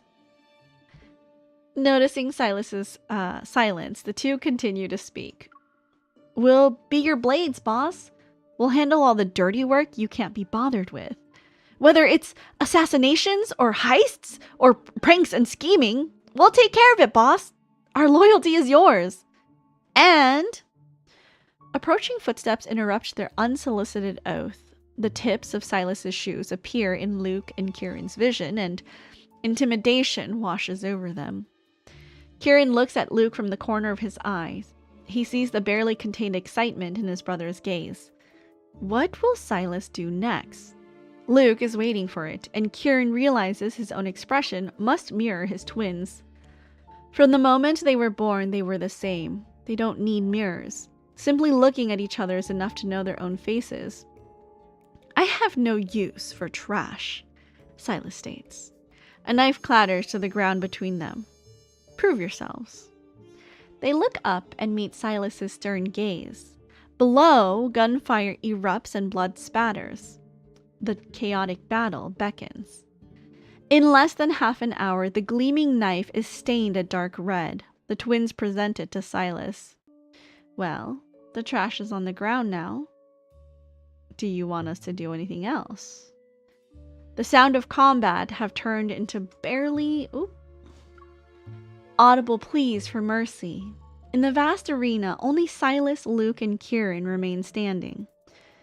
The hands holding the knife slightly tremble from excitement, not fear.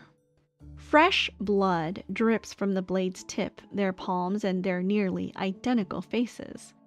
It stains the once clean spectator walkways. The knife's cold glint reflects in Silas's eyes. He tilts up his chin and smirks. Now use each other's lives to prove yourselves. So that's what it was. Kieran hears laughter echoing in his mind. Luke is laughing, and he's laughing too.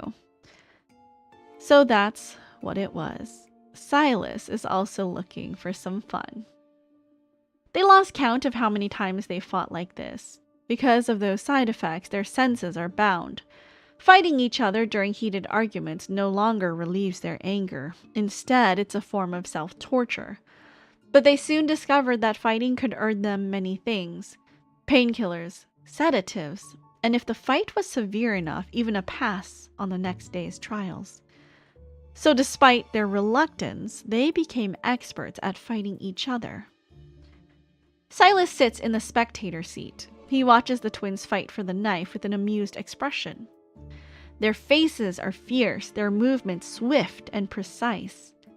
Only when they draw near each other is there a barely perceptible hesitation, a quick exchange of glances as they try to come up with a strategy. Silas props up his chin on his hand. He can sense the brothers' true intentions. These young beasts are putting on a show.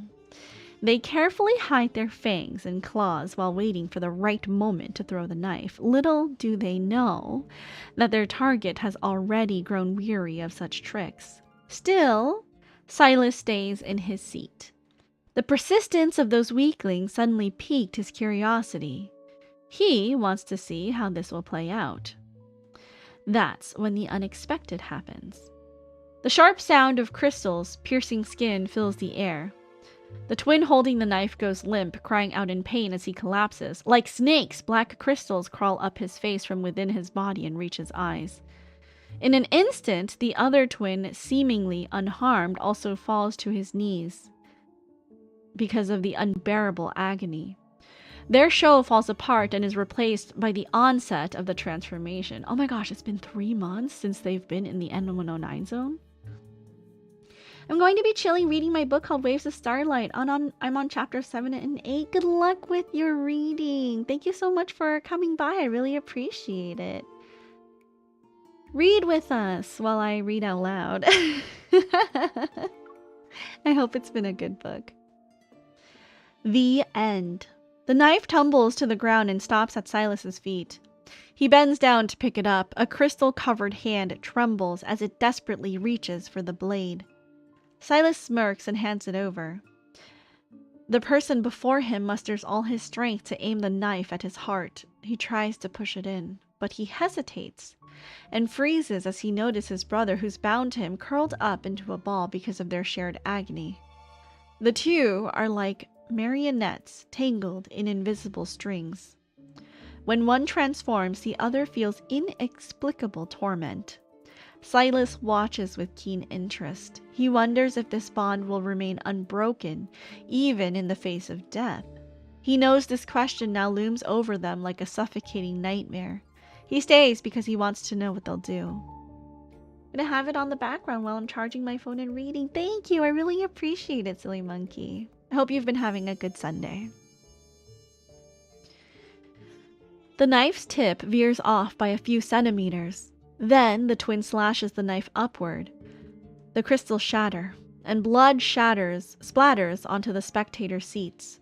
The twin abandons the thought of ending his life and instead violently gouges out the crystals. Silas slowly claps. At least you've got some guts. He lifts the knife again, but is quickly intercepted by the other twin. Although he's unaffected by the transformation, he's forced to endure the pain to their shared senses. Still, he grips his brother's hand. Don't worry about me. His voice lacks its usual lilt and is replaced by a chilling calm. Let me help you. I'll help you. The weight behind the word help is unmistakable. Its true meaning is unspoken but clearly understood. Okay. Luke and Kieran have never realized how loud a heartbeat could be until now. Perhaps this is the noise a person only hears at life's end. They come to the same conclusion while the one who didn't transform struggles to control the knife. Beside them, a fiend whispers, "If you do this, you won't survive either. I'll die with him." That's his response to Silas. He takes a few deep breaths before flashing a sly grin. I don't care anyway. Is that so? A wisp of black-red mist suddenly plunges into his twin's chest. A more intense pain immediately follows. The trembling now mixed with a fear they've never experienced before. It's the fear of dying. Silas intends to kill them this time. It feels as if a chunk of their chest is missing, their limbs gradually numb, the cold blood building up in their throats. They shudder uncontrollably. At first they manage to hide their terror, but as the mist grows sharper and touches their beating hearts. So, this is what death feels like. The feeling of being at death's door finally breaks their resolve. Fragmented pleas escape their lips. No! But the agony of their demise intensifies. Silas's towering figure blurs into a beast toying with its prey. Their internal organs feel violently constricted, their desperate desire to live drowning in pain. Panting, they spit out blood and raise their voices. Stop! I thought you had a death wish. We don't! With a derisive snort, Silas opens his palm. The mist dissipates before it claims their lives. The once bright room is plunged into darkness. A strong force surrounds the twins and shatters the growing black crystals. A ringing persists in Luke's and Kieran's ears, but the pain vanishes in a heartbeat. In the N109 zone, dying is easy, Silas says as he leaves, his tone almost teasing. Staying alive, now that's the real proof of strength. Wait, he saved them? Does Silas know how to, with his powers, can he halt protocore syndrome from taking over? Because obviously humans are turning into wanderers because they're being infected with too much energy, right? But did Silas just stop that transformation?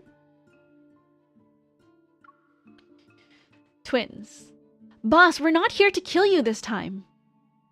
2 weeks have passed and Luke and Kieran's once again stand before Silas. They've fully recovered. One was never injured in the first place, and the other's wounds, a result of the gouging out the crystals, have healed. There are only grotesque scars on his face and body. Otherwise, they appear healthy. We genuinely want to be your followers! Emphasizing this statement, they drop to one knee. Silas is slightly irritated. Drop the act. After the twins exchange glances, Luke looks up with a sly grin. Actually, we're curious to see if anyone can kill you, boss. Since we couldn't do it, we want to stick around and see if someone else can. They widen their eyes soon after. If they're not mistaken, Silas flashed a cold smile tinged with anticipation. It's an expression they've never seen before, but the smile vanishes so quickly that they wonder if they imagined it. After a moment of hesitation, Luke lowers his head again and speaks in a respectful tone. Boss, that Sherman guy is suspicious. We'll keep an eye on him for you. Bowing his head, Kieran adds, "We know his address, his usual spots, and his contacts. We can report to you every 2 weeks." "Go then." These words constitute the only command they receive. "Understood, boss." Ah, is this why they're sticking around? That's hilarious. So they just want to see if anyone... But, like, we know that Silas is immortal. They're never gonna see someone kill him. When they finally stand up, they realize Silas has already vanished. As they exit the base, the streets of the N109 zone remain as sunless as ever. Passing a glass wall, they pause to look at their reflections. It's been years since they used a mirror since they always used each other. It's an extra perk of being identical twins, but now that's no longer possible. I still think twins should look like twins. Luke pulls out the backpack he's been carrying and fishes out 2 masks. He tosses one to Kieran and puts the other on himself. "I got 303 to make these. Just found out he set up a workshop in the N109 zone. Try it." Kieran examines the mask in his hands and holds it up to his face. It's a perfect fit. He puts it on and playfully taps Luke with the long beak of his mask. Why are we even wearing these in the first place? No reason, but with them, we're identical again. It's noon. The 2 young men walk side by side down a path that shuns all light. They stretch lazily. What do you think his smile meant? Can someone actually kill him? I'm guessing it's a no? Yeah, I don't think so either. So that's why they wear masks. Because in the transformation, one of them got disfigured. Interesting. Do we want to take a quick break? I actually want to see if we can do some battling. Oh, Zane's eeping. Just breathing and eeping. Oh, cutie. I wanted to try to do some battling. Here's the thing. Battling is so hard sometimes in this game. And I haven't maxed out any of the... I've maxed out... Let's see. I've maxed out Mr. Beanie. Not 3 stars, sadly. And I've maxed out Heartbreaker, so I know I can farm the maximum amount of, like, resources. However, some of these, like, Lemonette especially is, like, the lowest one at 8. I've maxed out Snoozer, so I know I can get the max number of drops from Snoozer if I do, like, the fast, equip. But let's try Lemonette. Let's see. I'm gonna try. I'm really bad at this one, though. Pursue. Do you think maybe I should level up more cards? Because this one's 70, 70, 70. And this is 20, 30, 20. Vietnamese food ordered for lunch. Must walk and get it soon. But I hungry and want it now. Ooh! What Vietnamese food? We're gonna try to battle. Let's see here. Hold on. I need to make this larger so that it actually fills the space properly. There we go. Okay. I'm hoping that I can... Because there's stuff about, like... Oh, wait, hold on. This won't take us long. I wasn't on the right thing. Okay, now I'm on the right thing. Lost? Or are you playing red light, green light? We can actually play it later. Let me retry this. Retry. Time is everything. Far too white to say what it is correctly. Can you describe it? And then I'll tell you what it is. Okay, let's try. Let's actually try. Let's do our best. Okay.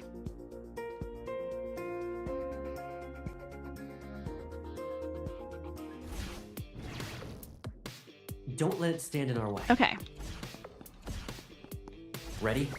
We'll attack. Leave me alone. Okay, so we want to be like here. Lemonade. Because Caleb, you totally aimed incorrectly. One lemonade, right up. Copy that.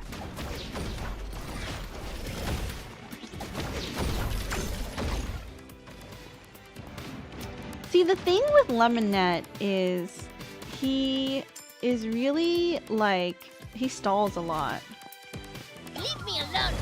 Stay close. I hit myself with my own acid. Darn it. Why is Caleb dressed like a Final Fantasy antagonist? I mean, that's just how he dresses. I don't know. I can't tell you. He's just beautiful like that, Fuzz. Recovered. Let's change our rhythm. Okay, I need to retry. So every time, he cannot miss the green lemon. If he misses the green lemon, I'm losing time, and time is of the essence when we DPS in Lemonette's Trove. So let's back it up. Let's do that again.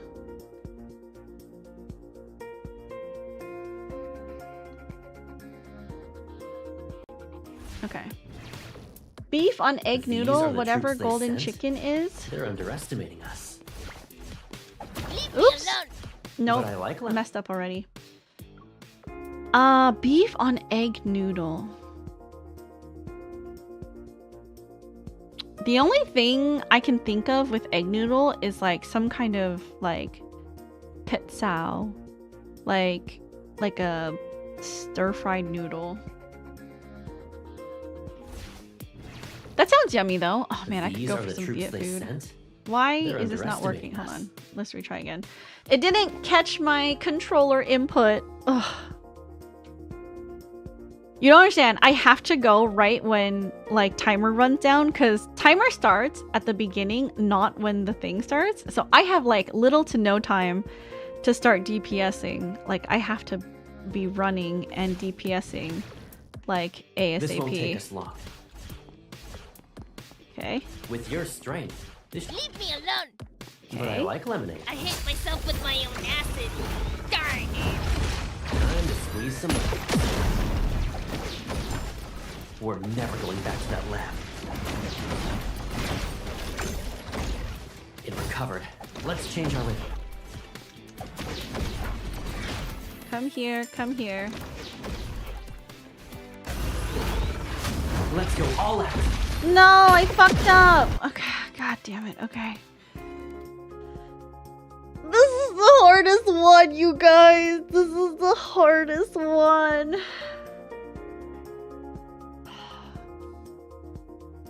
But like, we have to break up the lore reading with a little bit of excitement, right? And then I'll go back once I've calmed down. Don't let it stand in our way. Dude, this sucks. Ready? We'll No, attack. it's not even the final Stay close. stage, I hit Darky. myself with my own acid. Darn it. Not even the final stage. I'm just on 8 because I'm so bad at this one.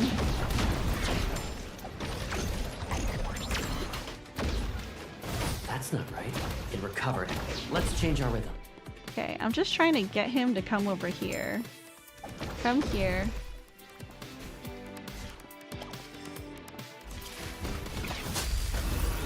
Let's go all out. Target acquired. Beginning assault. How are you, Dark? Oh my god, are you excited about Xavier's new banner? The news? So exciting! We'll never be apart. Go this way. Let's change our rhythm. Lemon! Collecting energy. Lemon! Leave me Hit the alone. lime. Stay close. I hit myself with my own acid. Darn it. Hit the lime, hit the lime.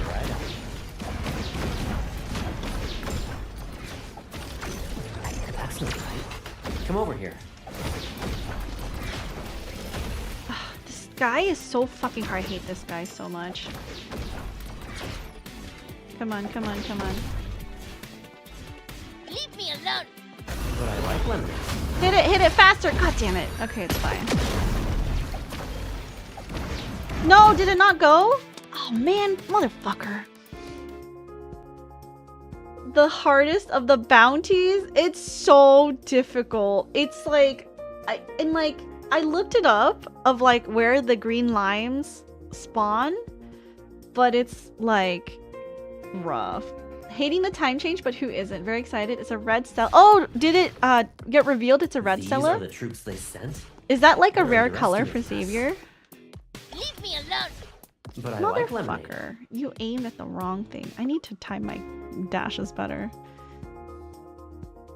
Are you gonna roll for it? Did you roll for Raphael's birthday banner? What's the final damage? I rolled 10 times to lower my pity, and it was too close. I have 16 pity, so I am just letting it up to chance, letting it up to fate now. With your strength, this Leave me alone! But I like lemonade. I hit myself with my own acid. Darn. It's tertiary color. I see. Oops, I think I aimed that wrong. Where's the entrance? That's not right. Come over here. God damn it. Fine. Come here. Come here. Stop stalling. Leave me alone! Stay close. I hit myself with my own acid. Okay. Darn it! Time to squeeze some leaves. Time to unleash our power. I think Now's I our might not chance. get it, but Hit that's them with okay. everything we've got. Let's just see how close we can get. They recovered. Maybe I Let's need change to our- like level up. Oh yes, please stay right there. Collecting energy. Let's go all out. Okay, perfect. I'm getting it. Coming. And we need to charge up. The charging takes the longest. It recovered. Let's change our Okay. way. Come here. Oh, here. Here. Okay, perfect. Leave me alone! Break. Stay close. I hit myself with my own acid. Hate this guy. Darn it! One lemonade coming right up. Time to. Am I close? I'm on only got half its 3. health left. 34 seconds? There's no way. It recovered. There's Let's no change way. our way. Come here. Hit this thing. Hell yeah. Collecting energy. Copy. Let's go all out. There's no way. I need to level up cards for this, huh? Time to unleash our power. It recovered. 2? Let's Yeah, change there's our no rhythm. way. Okay. I hate this. I did roll and it took me to hard pity. Then I lost to his own standard myth card. Stupid fish. He did this to me last year too. Oh, I'm sorry. Can I get a look at your stats? Yeah, they're really bad. How can I show you my stats? I like have 0 upgraded proto cores. And really low level cards. Do I go to this page and then I go here and then pursue and then details? My team? No. Details? Is that right? Do you need more? It's so bad! Also, I like don't know what cards I... You need more crit rate? Okay. I don't have... So what if... Can I level this card? What if I level the 5-star that's level 20 right now? Let me boost it. I don't want to boost these 4-star cards, but maybe I'll boost this 5-star card up to like, I don't know, like 40. Maybe. Upgrade.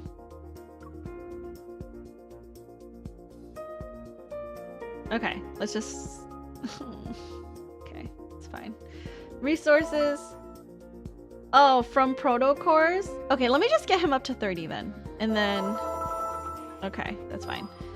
And, okay, I don't think... Let me go to... Let me, proto core. So this one, I have the attack. I put this into the protocore rater, and it said that it was a pretty good protocore.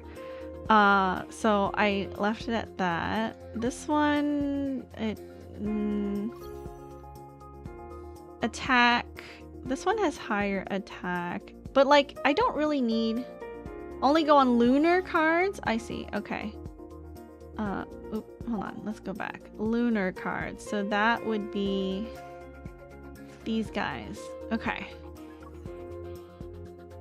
What do I have? This one is attack, attack. That one is being equipped by the other guy. Attack. I don't have... Should I go down to the, like, not S... like, super rare? The triangles? Oh, I want the triangles? Okay. This one has attack. Attack bonus. Crit damage, but not crit rate. This is already being equipped by Caleb, so... crit rate plus 1%.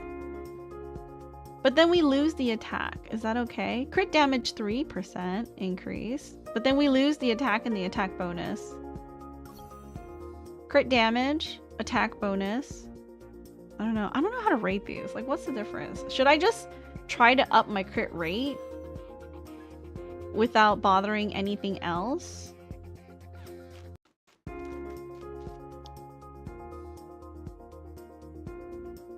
Like, what should I be prioritizing? Because this has attack and attack bonus. Let me know. Let me look at other... Main stats for crit and damage boost. Okay, so... Crit and damage boost.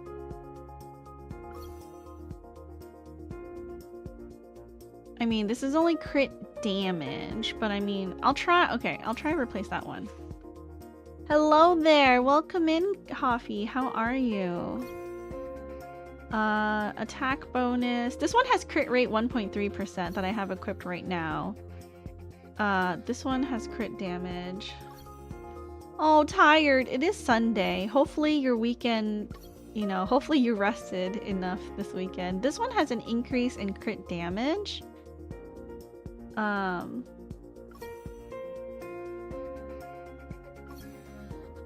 Crit rate 1.3%.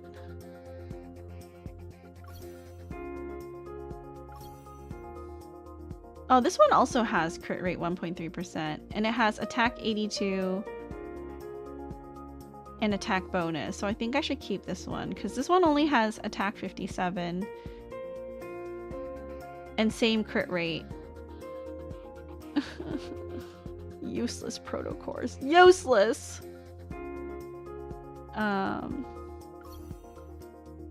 Okay. This one has crit rate 1.4% and crit damage 7.4%. Click the match helper.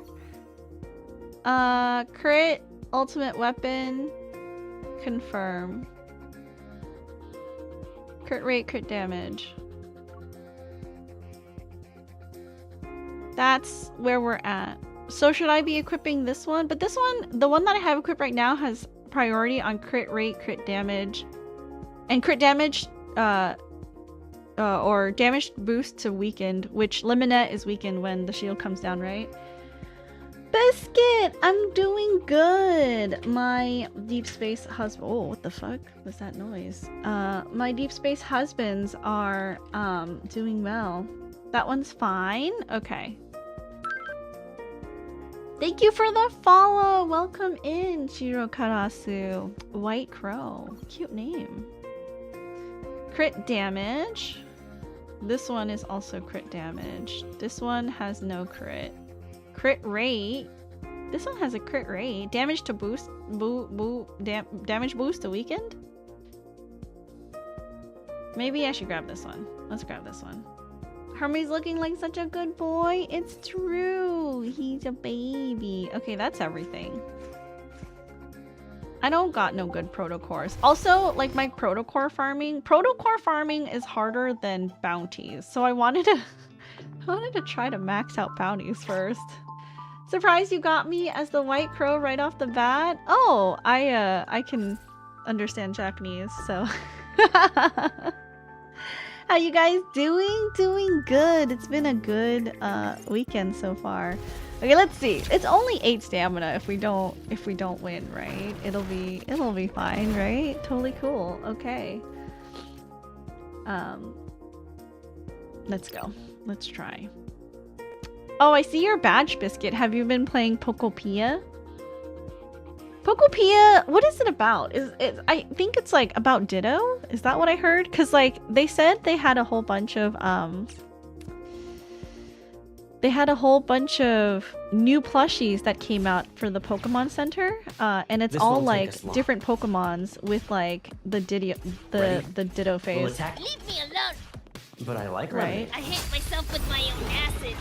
Darn it. Enjoying the cool weather, hating the time change. Yeah, time change is literally the worst. Focus spot recovered. Let's change our I rhythm. think this is where we're supposed to be. Yes. Come grab this. Time to show them No, what we can stop do. stalling. Do your stupid attack. Leave me alone. Stay close. I hit myself with my own acid. Darn it. Where'd he go? Where'd he go? Shoot him.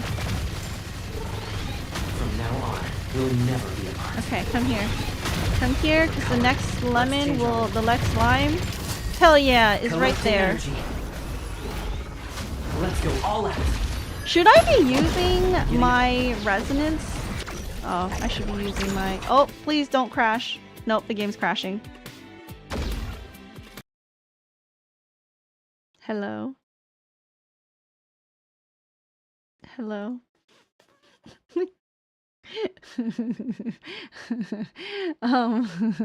We might need to,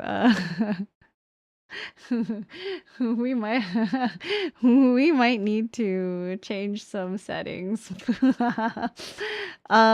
Because, this game hates me when I try to play combat. Okay, hold on. My brain needs to reset. Okay, how do I reset this? Okay. Alright, sorry guys. 1 second while I get everything up and running again. Really bad luck. Thank you for the welcome back. Let me get my model up. That is the wrong scene. Open scene. This one. Don't look, don't look. Alright, there we go. That was supposed to be for a secret project. Don't look at that one yet. Okay. Thank you for the welcome back. Okay, let's try that again. And maybe this time it won't, you know, crash my... I need to figure this out. Did it see anything? Yeah, it was for, hold on. Is it not working?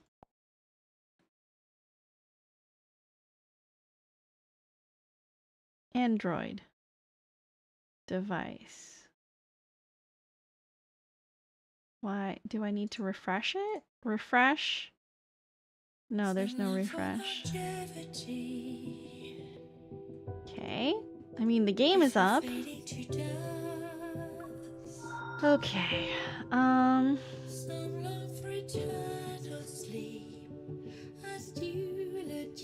Chanted by stars into that serenity.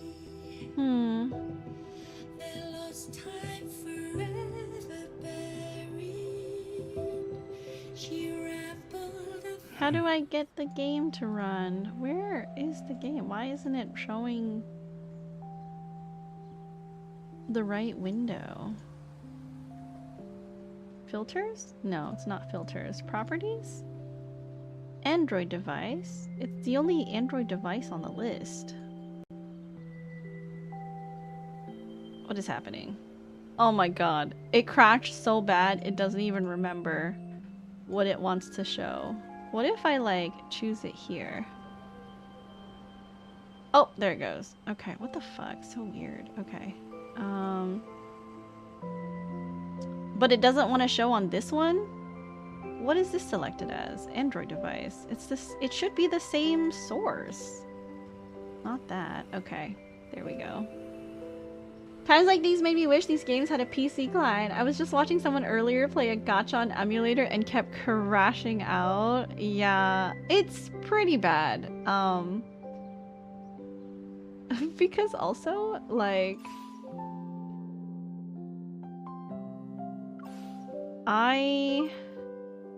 okay, we're gonna do smooth. The smoothening. Sorry, everything is gonna look terrible and grainy, but we're just fighting right now, so maybe it's fine. Okay, let's try again. Bounty hunt. We're doing Lemonette. Fuck this guy. Oh, we are doing the last level of Lemonette. Sorry, Darky. Or Dark. I made a mistake. I am on the last level of Lemonette. I thought I wasn't. I thought I was like one level behind. Well, glad to know that's not the case, but at the same time. Okay. Let me try to get the right size for the window. Okay. Let's do this. Okay. Let's try our best. These Now are the that troops they sent, they're underestimating us. Leave me alone. did we Stay get it? close. The fucking he didn't even hit the lemon. He didn't even hit the lemon. Last level's hard and he likes to dilly-dally. Yeah, I'm literally like, dude, come over to this stupid lime. Like, stop like prancing around like a little child. I'll kill you. I mean, yes, that's what we're doing. But also, it's so annoying. This won't take us long. I think like out of all With your strength, this Leave me alone. Stay all close. the like hit myself with things, my own I feel acid. like he's the most annoying. No? one lemonade coming right up.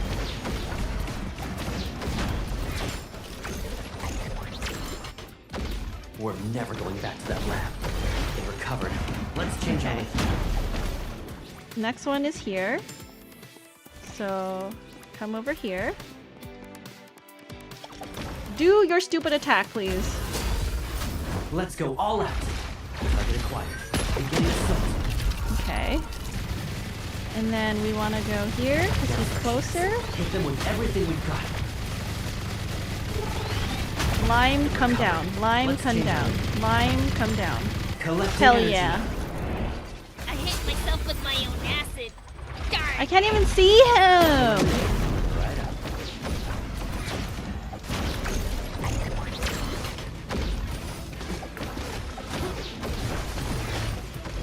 It recovered. Let's change our rhythm. Leave me alone. But Here. I like lemonade. He hit it. He hit it. Perfect. Okay. Target acquired. Beginning assault. Okay. Copy that. Okay. Time to show them what we...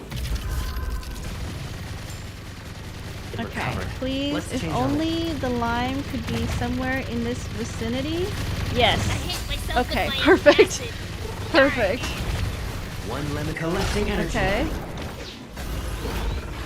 Let's go all out. Target acquired. Beginning of... I'm here.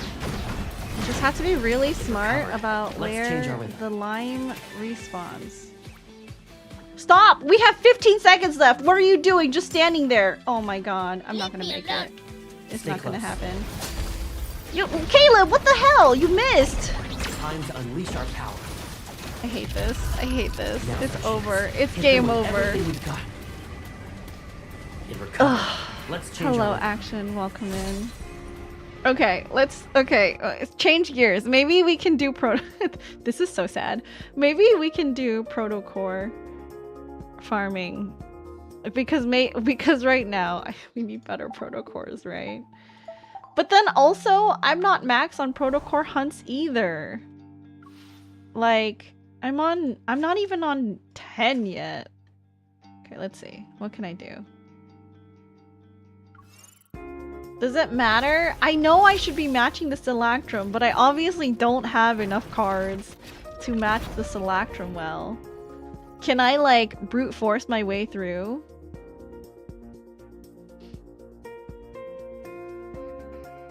See, an endless loop of I can't get resources because my protocores suck. But my protocores suck because I don't have enough. Where do I start? What do I do? How do I go from here?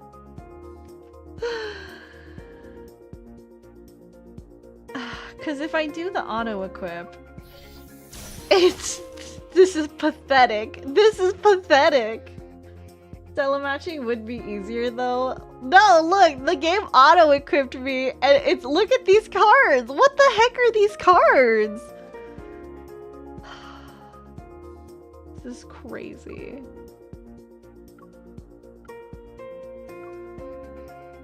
Step 1, win the lottery. Step 1, win the lottery so I can spend more money on men. Fake men who have stats. Okay, let's just see. Let's just see. Hi, welcome in, Cap. How are you? Can you give yourself a shout out? Because the fight's about to begin for me. Guys, if you haven't, please check out Nightcap. He recently changed his name. It's actually our friend This won't take us long. Casual Cap, if you guys know. It should be easy for you. Ready? We'll Oh attack it no, together. it's this guy. Let's go all out. Target acquired. Beginning assault. Oh, this guy. Copy that. Time to unleash our power. Not Stella matching for this guy is actually really rough. Coming. Let's go all out. Is Caleb your strongest? I mean, it's between Caleb and like Zane for Seer, but yeah, Caleb is my strongest. Because for Seer, I've only leveled him up to like 50. Collecting energy. Because I literally just started. Let's go all out. Target acquired. There's no way. Beginning assault. There's no way. There's no way. Time to unleash our power. Let's see you dodge this. Let's go all out. Now's our chance. Do you have cards to match with Zane? I'm here. I Time. don't think so. Now's our chance. Hit them with everything we've got. Because I think Forcier is already 2 blues, right? I wouldn't be able to sell a match with 3 purple and 2 It's only got half its health. yellow. Collecting energy. I'm here. Let's go all out. Target acquired. I don't think so. Beginning assault. Copy that. Time to unleash our power.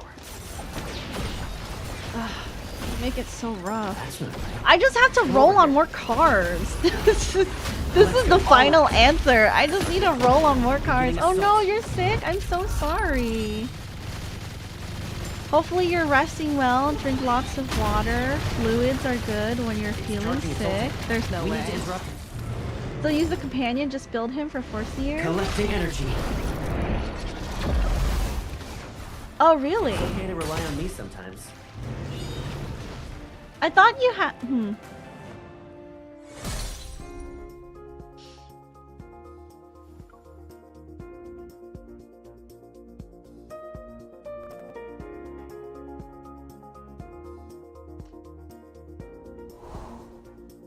It scales on defense.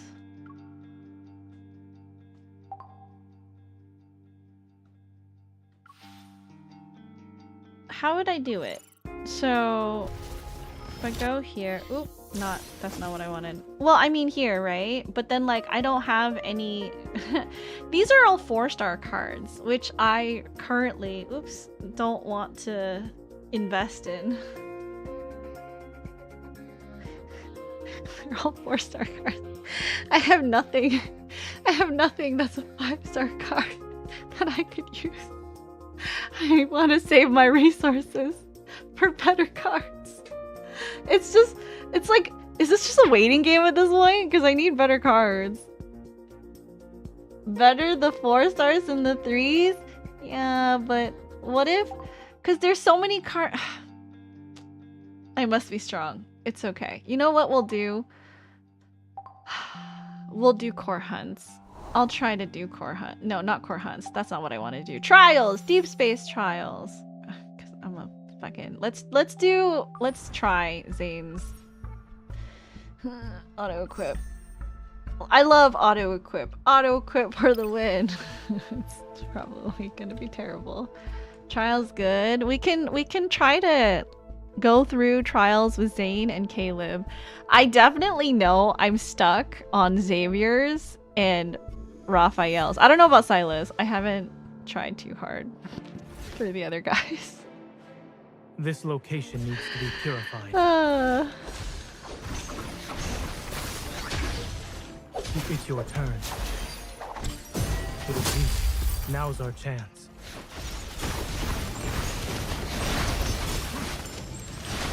Okay. I'm impressed by your skill. It recovered. Be careful. Watch where it's going. Come at me. Okay. Sometimes it's hard to group them up. Like the thing with Forcier is you have to keep them kind of grouped up together. Make sure to dodge the attacks. It recovered. Be careful.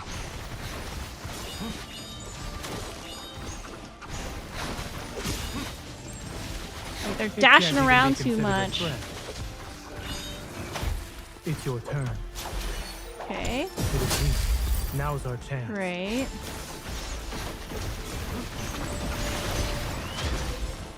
Be ready for its next minor. It recovered. Be careful. I will Oh shit, I fucked up. Hold on. No, I fucked up. I wasn't supposed to do that retry. I was supposed to hit the one for the shield break first. Fucked up. I haven't fought with Forcier in a bit. With Caleb, I'm just like blasting balls to the wall. Don't care if they have a shield or not. Observe its movements. Come at me. Okay, all three of them are close up. It's fine. Now's our chance.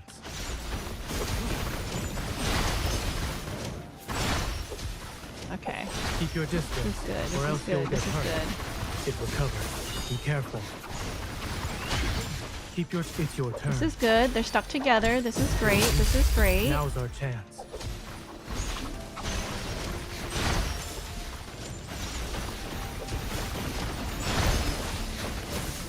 It recovered. Really good. Watch where it's going. Okay, stay together. Stay together for me. Stay together for Keep me. your distance, or it's your turn. No, don't go far. It is weak. Fuck you. Now's our chance.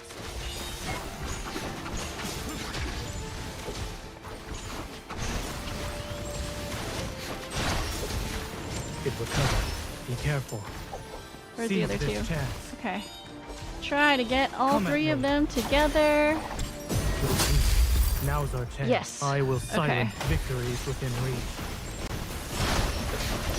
It can't even be considered Okay. a threat. Make sure to dodge the. It's Come fine. closer. Come here. Keep your distance, or else you come at me. No! Aim for the wrong one, Now's our doofus! chance. Oh, fuck me. I'm not gonna make it. I've beat this level Watch where it's before. going. It recovered. Be careful. The one that I was having a trouble with the previous time. Okay, hold on, retry. The one that I was having trouble with the previous time for this trial was the second half. The other option is to use other companions. I've had to use Forcier cards, but standard companions plenty of times. I see. I see, that makes Concentrate. sense. Observe its movement. Hee thank you for the hydrate. How are you? Come at me. Welcome in. Hello, hello. Now's our I will chance. hydrate in just a second. It can't even be considered a threat. Be ready for its next move. Make it recover. Be careful. Keep your distance, or else you'll get hurt. Come here. Everyone come here. Come closer. Don't let your guard down. No, please. Come closer. Come at me. It is weak. Why did you Now's slip our chance. away? Keep your tempo. It recovers. Be careful. Watch where it's going. Come at me. Okay. At least 2 of them. I Now's gotta our hit at chance. least like minimum Keep 2, your I distance, feel like. or else you'll get hurt. Victory is within reach. I wish Seize he this could chance. like suck them in, you know? Like Caleb sucks everything in with his like thing. Forseer Make sure to doesn't do dodge the that. attack. It can't even be. It's your turn. It is weak. Okay. Now's our chance. I will silence it. Don't rush. Let's see what it's up to. You're not fighting alone this time.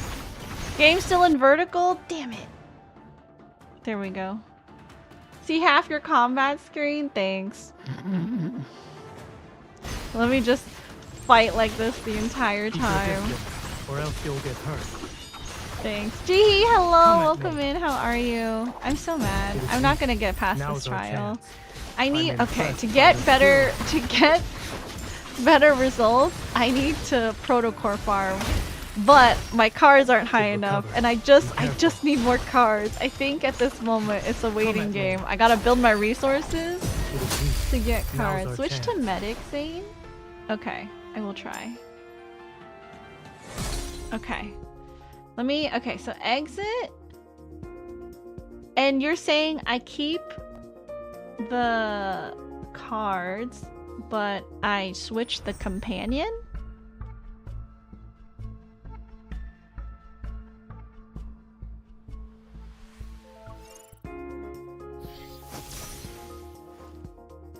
Don't look! Don't look! Medic. Confirm.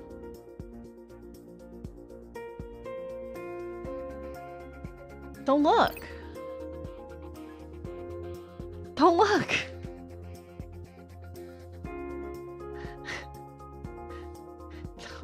Don't look at my cards.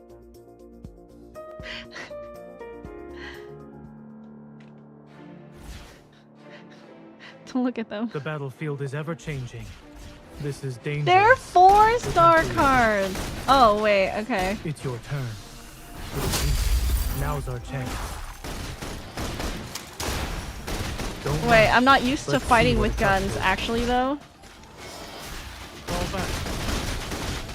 It recovers. Be careful. Oh, wait, they do different things. Make Of it course mine. they Let's go. would. It is weak. Oh Now's our my chance. god, wait, you've just opened my eyeballs. I didn't know this was possible. It recovered. Be careful. Here it comes. Leave it to me. Is this what you wanted? Everyone come here, come Let's closer. go. It is weak. Now's our chance.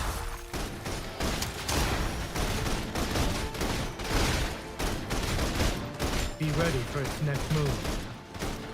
Do I Recover. want a Be gun? careful.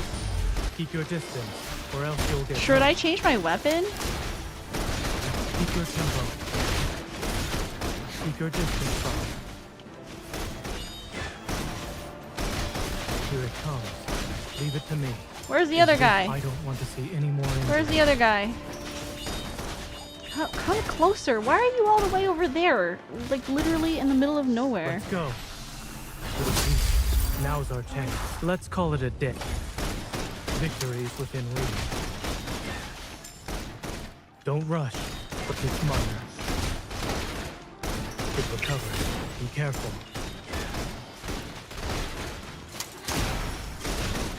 Keep your Okay, distance from I it. need to... Should I be using gun? Should I try a different weapon with Here it medic comes. thing? Leave It is to very me. useful. Is this what you wanted? Let's go. It is weak. Now's our chance. I see. Okay. Okay. I understand. Okay. I get it. Okay. Wow, the world of combat in lads is vast and deep. Okay, hold on. Okay, let's keep Medic Zane. Keep Medic Zane.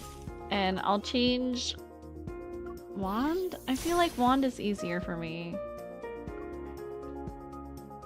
Okay. Have you considered leveling your cards? Have you considered maybe I'm saving my resources for 5-star cards instead of 4-star cards? I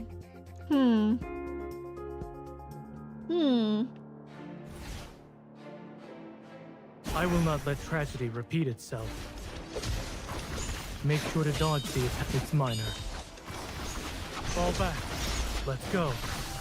It is weak. Now's our chance.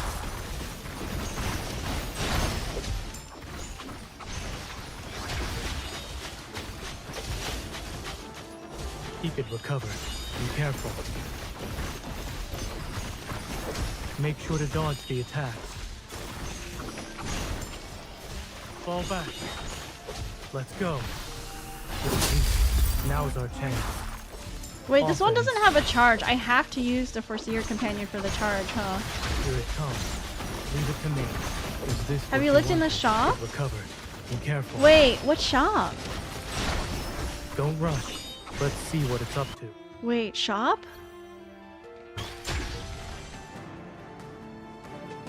Are there cards that I can buy?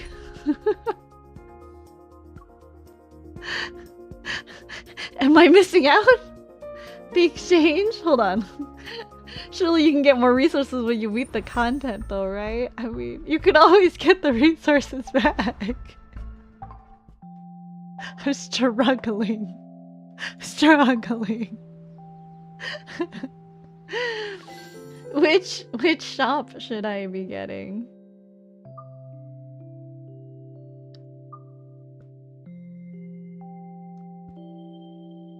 Top up, exchange, wishing well. This one?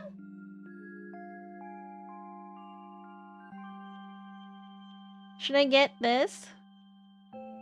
Should I get more Zane? Oh, Zane. I can get one card.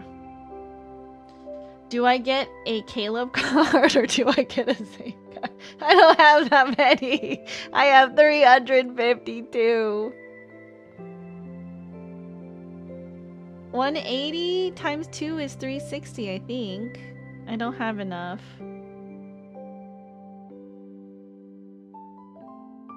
What the fuck, princess? Shut up!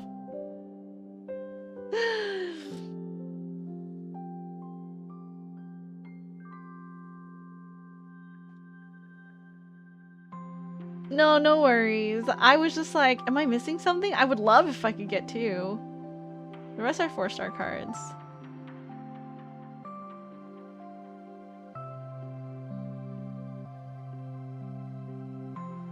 Buff strongest team or buff Zane? How about I buff neither of them? Oh man, decision paralysis! She's like 8 rolls from another card though. Okay, listen, maybe I can just sit and just harvest resources until the new banner, until Caleb Smith comes, and then the new multi-banner. What's the schedule like? I don't actually know. I like caught a prediction schedule. What is Zane wearing? I don't know. He dressed himself this morning. Oh my gosh, wait, let's see what the guys wore today. So this is what Zane is wearing. What did Xavier decide to wear today? Xavier always wears comfy clothes. Okay, Raphael. Okay, Raphael also looks normal. He has never dressed psycho for me, I think. Silas has dressed psycho before. Silas is fine. Okay. Caleb. Also normal. Why is Zane the only guy dressed like a psycho today with a scarf? So funny.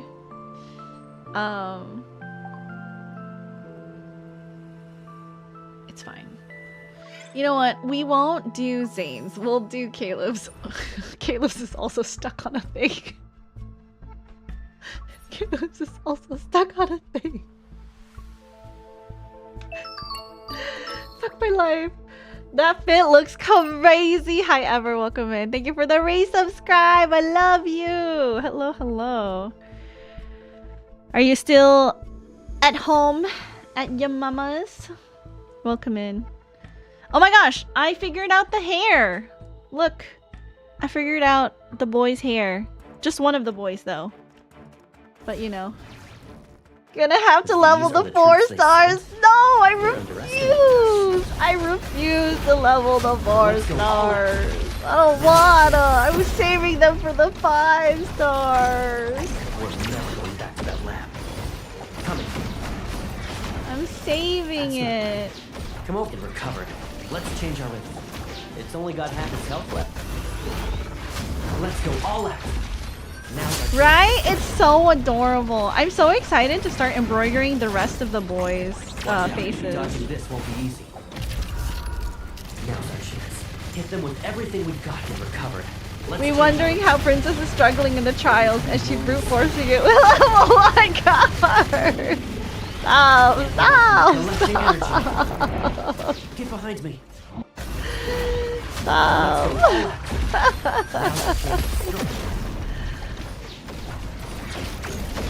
Oops. I was supposed to fire a charge attack for that. Come over here. Would it be Princess? She didn't make things harder for herself, literally for no defensible. I'm saving my resources because all the cards that I have are 4 stars and not 5 stars. Why would I take time to level up 4 stars when in the end I'm gonna be using a 5-star team anyways, and I can just patiently wait until I get those 5 stars, and in the meantime I will just continue to hoard resources. Wait, so your own type of resource that you get more of in the live service game. This won't take us long. You understand? Ready? My team is gonna be so powerful once I get a complete set. Let's go all out. You understand? Nobody understands me. Sometimes I wish you'd let me be your shield. You're not allowed to say you don't understand to me. Time to change our strategy. Let's go all out. Now's our chance to strike.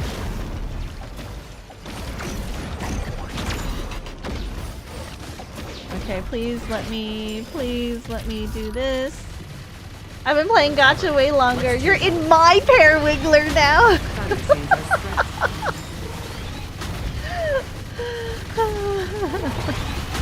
Collecting energy. Let's go all out. Starting quiet. Beginning. Coming.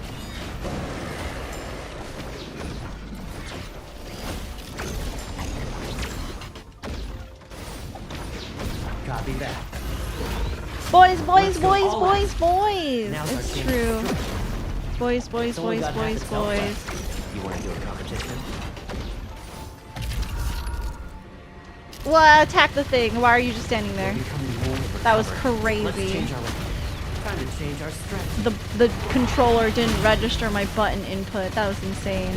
Collecting energy. Let's go all out. Starting quiet. Beginning. I'm here. No, shielded. Come on.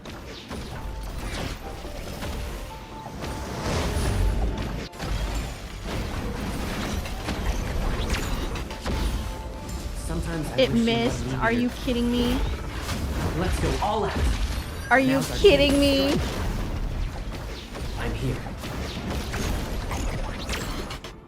Time to show them. Now's our chance. Damn it. I can do it. I can do it. I'm really close to clearing this one. How many rotations is this supposed to take? I mean, not too many.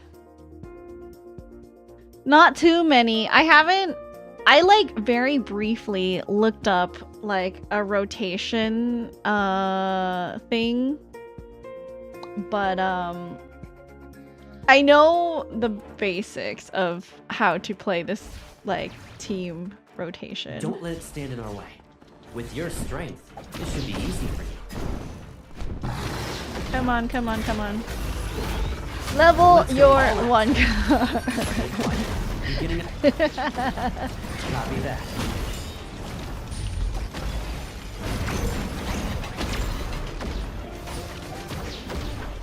Let's see it done.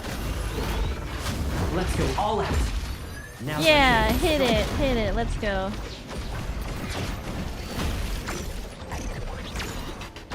Time.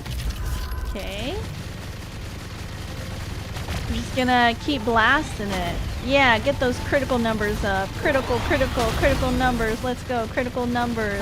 We're gonna get lucky. Collecting energy. Give me all the critical numbers. Let's go all out. Starting to quiet. Beginning of... I'm here. Is it charging up for an attack? I think it's because I knew I was getting him to like try to face roll content. Let's So go all I out. was like, let me just Now's try our to chance. look up his rotation, you know? It's only got half its health left. You want to do a competition?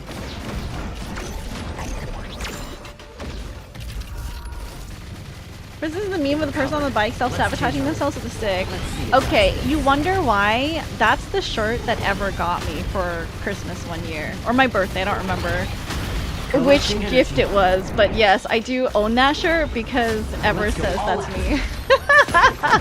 Beginning of... Copy that. Yeah, I have that meme printed on a shirt. It's one of my shirts that I wear Please. often, actually. Let's go all out. It wasn't even a gift for... Oh, you're right, you're right. It was just a random, We're never going back to that. like... Get behind me. It can't hold on for much longer. Please! Please! Yes! Yes! Another step towards... Who needs to freedom. level up cards? Look, the game is rewarding me for being tenacious.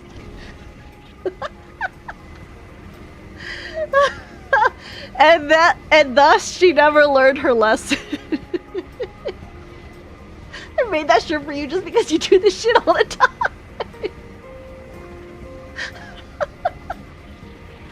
And thus Princess never learned her lesson because what even is your crit rate on your team? I don't know. You want to take a look? I think it's actually pretty low.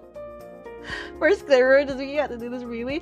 No, so in this game, there's a lot of different modes, but this one you only have to clear once. They're called orbits. You only have to clear it once, one time. And you're done. I could show you. Do you want to see? Team. It is 19%. You know, not bad. Not bad. 19%. Not bad.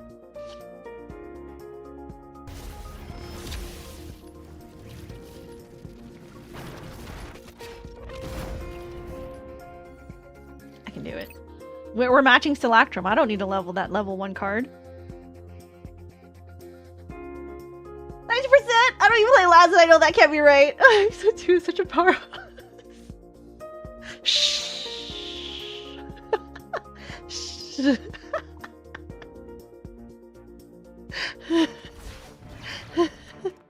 Don't let it stand in our way. Ready? We'll attack it together. Let's go all out. It's okay. This is why we got. This is why I rolled on XO2. People said I could face roll content, so It's only got half its health left. I'm not quite face rolling content. I am try harding, but you know, Time to change our strategy. at least I can do it without investing too many resources. Let's go all out. I'm here. Time to show them what we can do. So, Did they say you could How did face I roll do? content if you put 0 investment into anything? I mean, there's some heinous things you can get away with if you have the right companion, and it's criminal!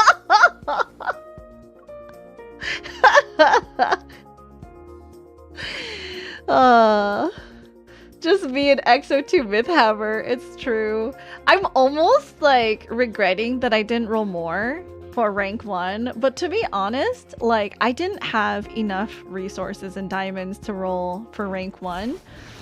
So don't let you it know, stand in our way. I'm just taking this time your to strength, slowly build up my team. It's fine. Let's go It's all out. fine. It is still servicing us well, I think. Time to change our strategy. That's where swiping happens? Ka-ching, ka-ching. I'm saving up my money, okay? Sometimes We can't endlessly swipe Let's our go credit all in. card. I am a responsible adult that has to stick to a budget. Time to unleash our power. Cut off their escape route. How would you rate our teamwork? But look, we're doing so good! We're definitely gonna progress. Oh wait, is that everything? Surely I can do one more. That was only... Was that 3? Oh, that was 3. Alright, Noberg Caleb orbits. We're maxed out on his directional orbits. Tomorrow! Or whenever. Okay, not Zane. Can we try open orbit? What's this? Oh, I can't switch yet. I have to be... Oh, level 50. Okay, let's try 40. Oh yeah, we were gonna brute force this one. Let me look at my team. Yeah.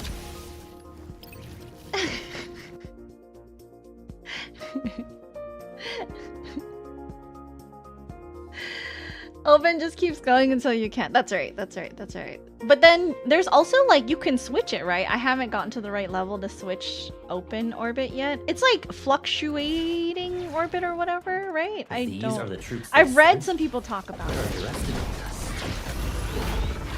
Let's go all out. Target acquired. Beginning. Coming. It's only got half its health left. You want to do a competition?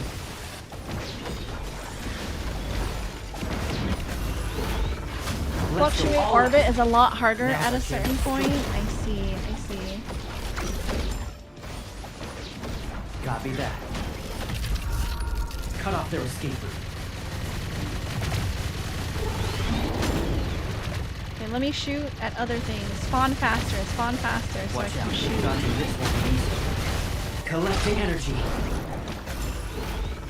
Let's go all out. Target acquired. Beginning. Copy that.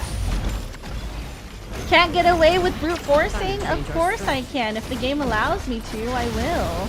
Sometimes I wish you- Let's go all out. Now's our chance to strike. Get behind me.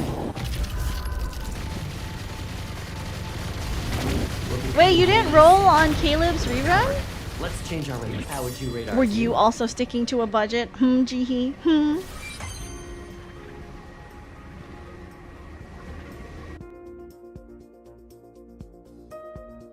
Okay. Let's see if we can get past this locked one. It's gonna be someone that brute force several Silas levels with a 4-star myth pair and his first limited myth. Ooh. Whew. Okay, let's see. Can we pass this? Oh, okay. Auto equip, surely. Cool. Sure. This looks okay. I don't know how okay, but it looks okay. I'm just an auto girly until I figure out how else to play this game with more money. Don't let it stand in our way. With your strength, this should... We are Stalactra matched, so I think we will be breaking shields often. Yeah. Coming. Time to change our strategy. There's a change in tactics. Stay cool. Get recovered. Let's change our rhythm. Let's go all out. Now's our chance to strike. It's only got half its health left. You want to do a competition? Oops. Now's our chance. Hit Pull him them in, pull him in, everything pull him we in, pull him in, pull him in. can. Recovered. Let's change Pull him our in, pull him in. Gravity, gravity, gravity. Can't hold on for much longer. Collecting energy.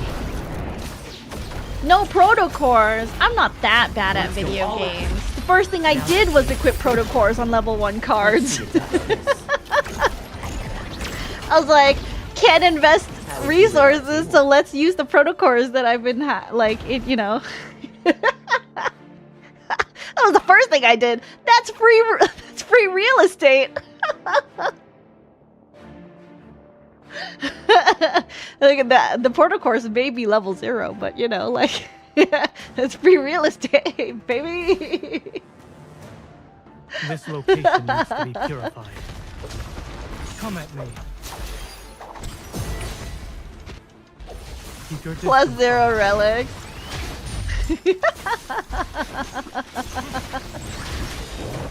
Ow, that's fine. It's your turn. It is weak. Okay. Now's our chance. It can't even be considered a threat. Okay, we just gotta DPS this down. Surely this will be It okay. recovers. Be careful. Come at me. Okay. Okay, Proceed with perfect. Oh, I was not close enough to get the proc off. It's your turn. It is weak. Now's our chance.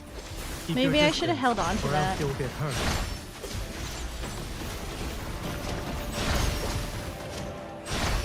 It recovered. Be careful.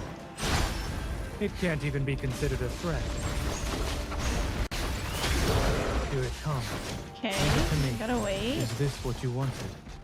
It's your Okay. turn. I'm trying! I am. You don't understand. Victory I is am within reach. trying. Proceed with caution. Keep your distance, or else you'll get hurt. Come at me. Okay. It This, is me. this, Now's our chance. Come I on. will silence. this. I'm impressed by your skills.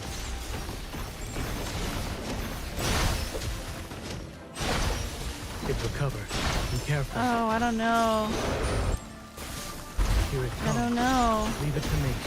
Is this what you wanted? Your safety is the highest priority. If I can maybe It is falling apart. actually get the It's your button turn. presses off. Okay, I can try that again.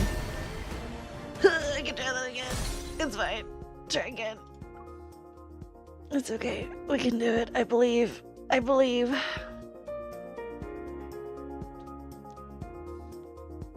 I just have to, you know, be... No, don't clown face me. It's working. We're working hard. This location needs to be purified. Come at me. Okay. We start with that. I have no idea what Keep the your resonance distance skill from does for Foreseer. Oh, I should have stayed in there a little bit longer. I'm impressed by your skills. Come at me. Okay. Let's It is cast weak. this. Now's our chance. Okay, get some charge attacks off. Keep your distance. It's your turn. Okay. It'll be fine. We just have to look at our cooldowns Make and sure to dodge the attack. really carefully. I'm impressed by it. Stay. Come at me. Okay. It is weak. Now's our chance. Maybe I should have held on to that a little bit longer.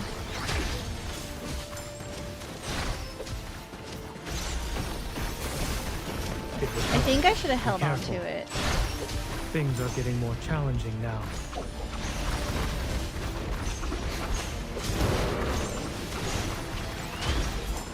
Come at me. Yeah, hold on. Let's try that again. The oh, not the resonance, the what is the yellow one that he has? The skill break? Should I hold the what does his skill break do? Or his not skill break, the companion skill. Are Or you prepared? you know, It will melt away. that yellow one. Snowflake. Come at me. I don't know what it does. Does it do like a Proceed little bit with of caution. damage?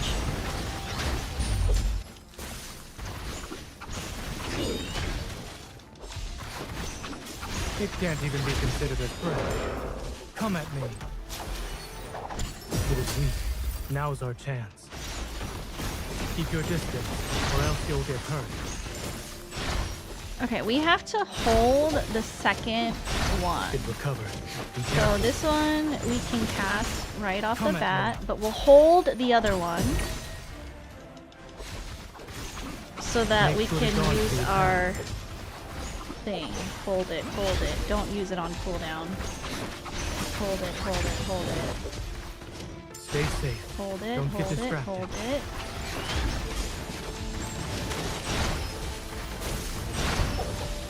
It's your Okay, turn. now I can use it, I think. It is weak. Now's our Please, chance. please, please, please, please, please, please, please. Seize. There we I go. will silence. Victory is within reach. Okay. Does a little damage and boost something? I see. Keep your distance. Come at me. You're not fighting alone Oops. this time. I stepped into the thing. Make sure to dodge the attack. Watch out. Oops. I thought I could dodge in time. It's your turn. It is weak. Okay. Now's our chance. Can I do it? It can't even be considered a threat. think Here it so. comes. Leave it to me. It recovered. Be careful. Okay, I don't know why It is falling apart. the attack, sometimes I stop attacking. Keep your distance. My or else button you'll get hurt. inputs aren't the greatest. Okay, I Proceed think with we can caution. do it. Okay, I can do it. We can do it. We can do it. Okay, let's try again. We can do it. We can do it. We can reach it. I believe. We're taking a little combat break and then we'll go back to more World Underneath, okay? I just needed a little Are you prepared? excitement in my life. Don't underestimate. Come at me. Okay. Here it comes. Watch out. It can't even be considered a threat. Perfect. Proceed with caution. It's your turn. It is weak. Now's our chance.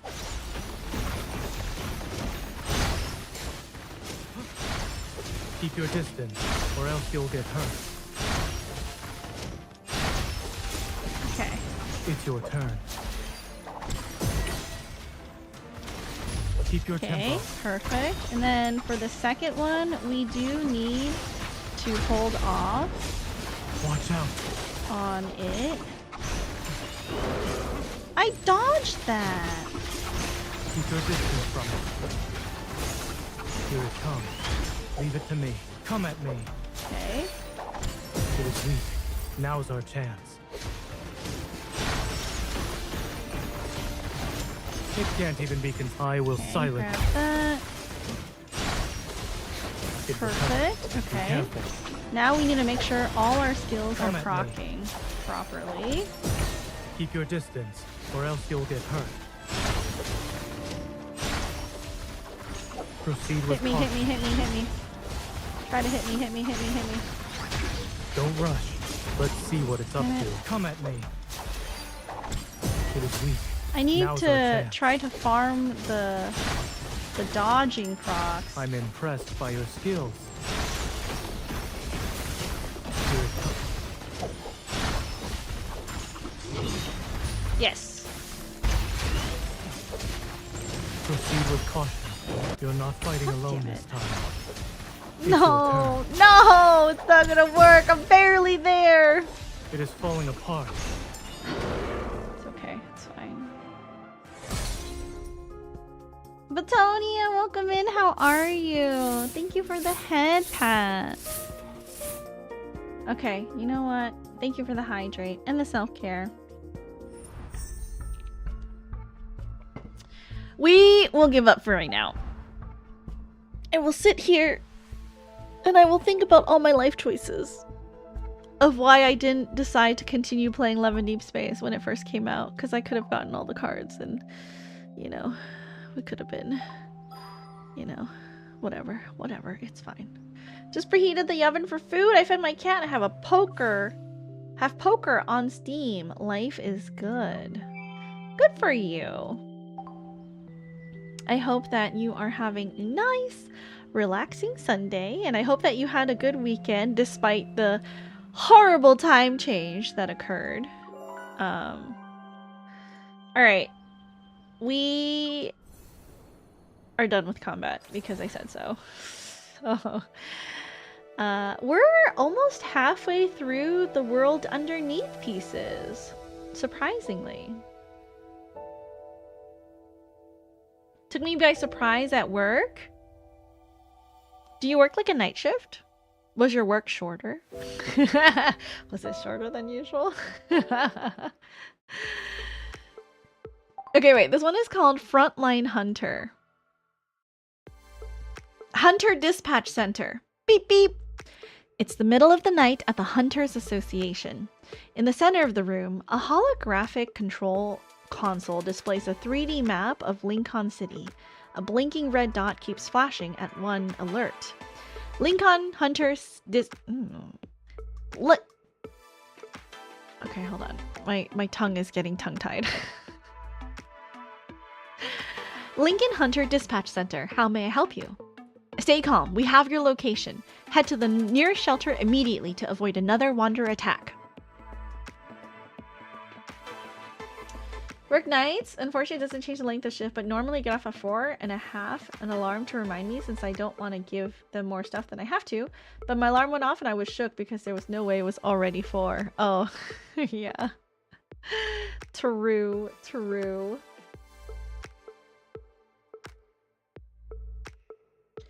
Colin, who has been a hunter dispatcher for 12 years, handles emergencies like it's nothing. He quickly forwards the incident details to the nearest hunters on the map. Almost immediately, 2 small blue dots on the holographic display begin racing toward the yellow one. A timer appears overhead. 10 precious minutes for the rescue to succeed. Deployed medical teams, hazard alarms, real-time positioning now active.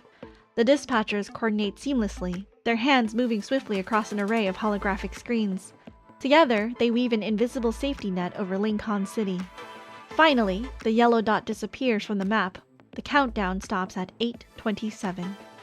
Colin watches the holographic map return to normal. He sighs in relief, sorts through the information he collected, and begins drafting his first incident report of the day. Hunter Dispatch Center Incident Report. Case number LK204X01101. Incident type Wanderer attack. Threat level C-class. Details.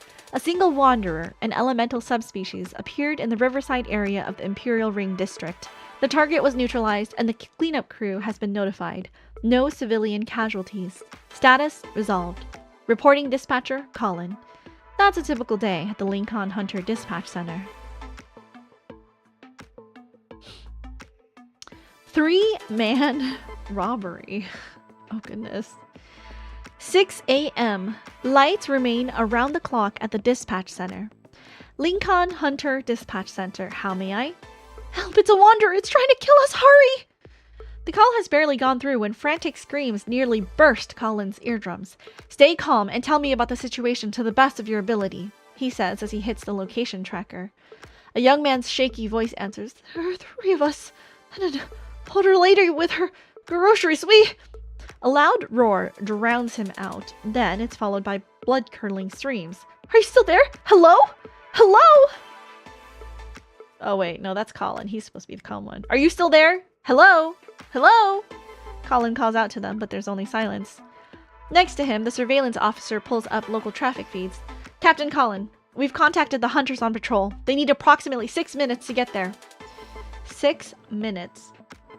Colin feels powerless.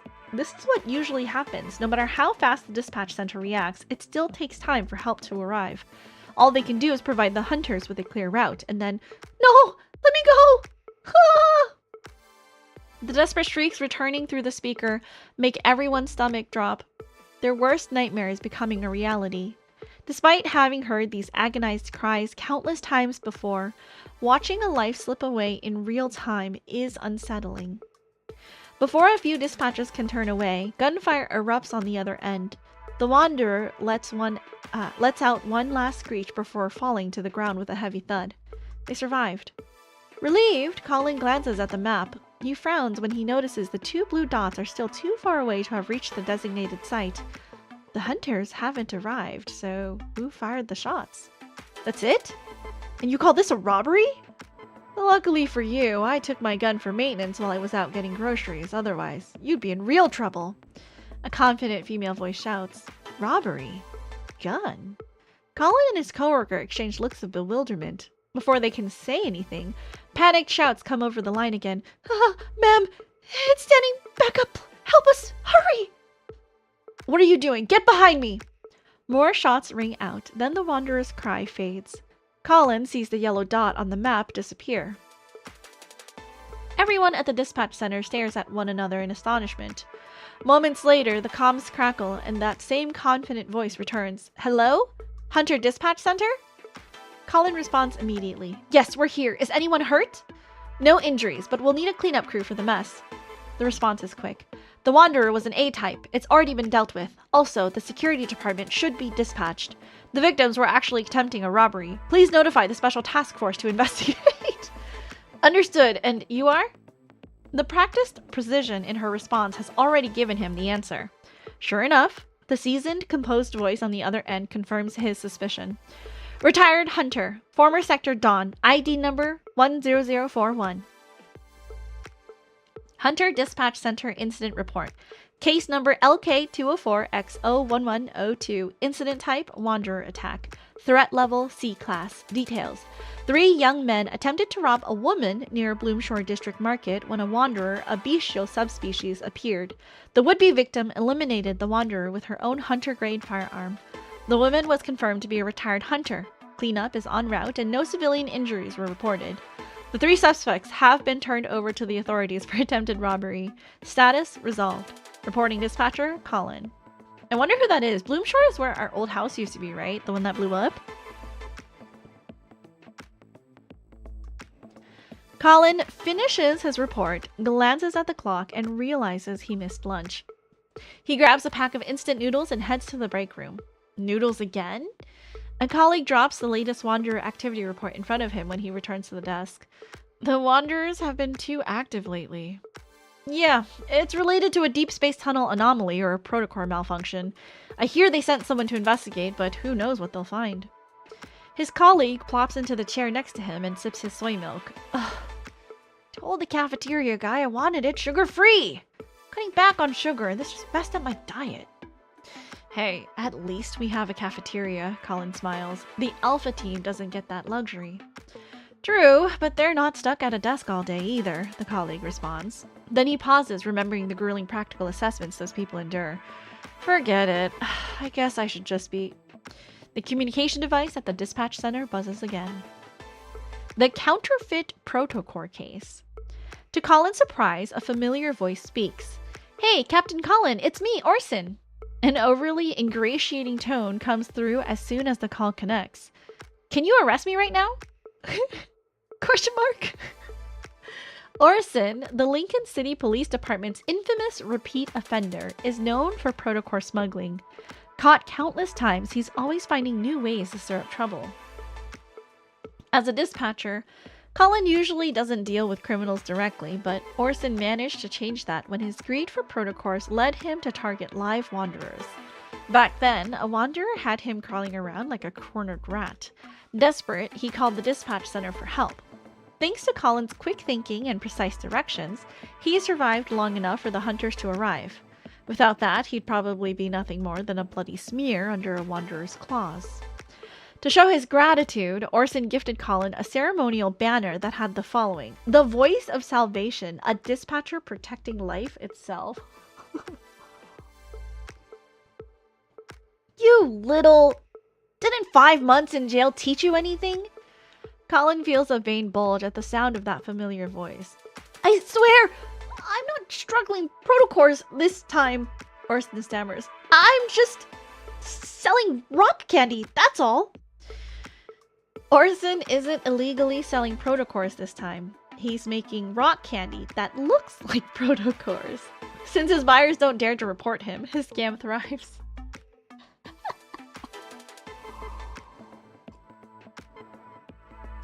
I see. It's even disrupting the market with cheap prices. But his success doesn't go unnoticed. A crime syndicate involved in protocore smuggling has marked him as a target. Orson, you really are a piece of work, Colin says through gritted teeth. Please, Captain Colin, send over 100 to save me. They've tracked me down and are outside my house with protocore weapons. If they get me, I'm as good as dead. Orson's voice cracks from desperation. As much as Colin wants to ignore him, he knows he can't. Protocore smuggling isn't a minor crime, and dealing with an organized gang armed with protocore weapons is far beyond what a single hunter can handle. Activate the emergency response protocol, Colin states without hesitation. Understood. The surveillance officer's fingers race across the keyboard, and the yellow dot on the holographic map flashes red. The emergency response protocol is a high-level procedure triggered only for threats equivalent to 5 or more wanderers. It requires the coordinated effort of at least 5 hunters. After issuing the order, Colin is worried about whether or not they can gather enough hunters in time. To his surprise, the mission is accepted almost immediately. 2 blue dots light up on the screen, and Colin lets out a sigh of relief.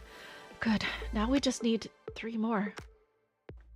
His words catch in his throat as his eyes widen. The 2 blue dots are charging into the rescue zone. Send a message to intercept them right now! Colin feels his head start to pound. This is clearly a high-level mission. Are they out of their minds?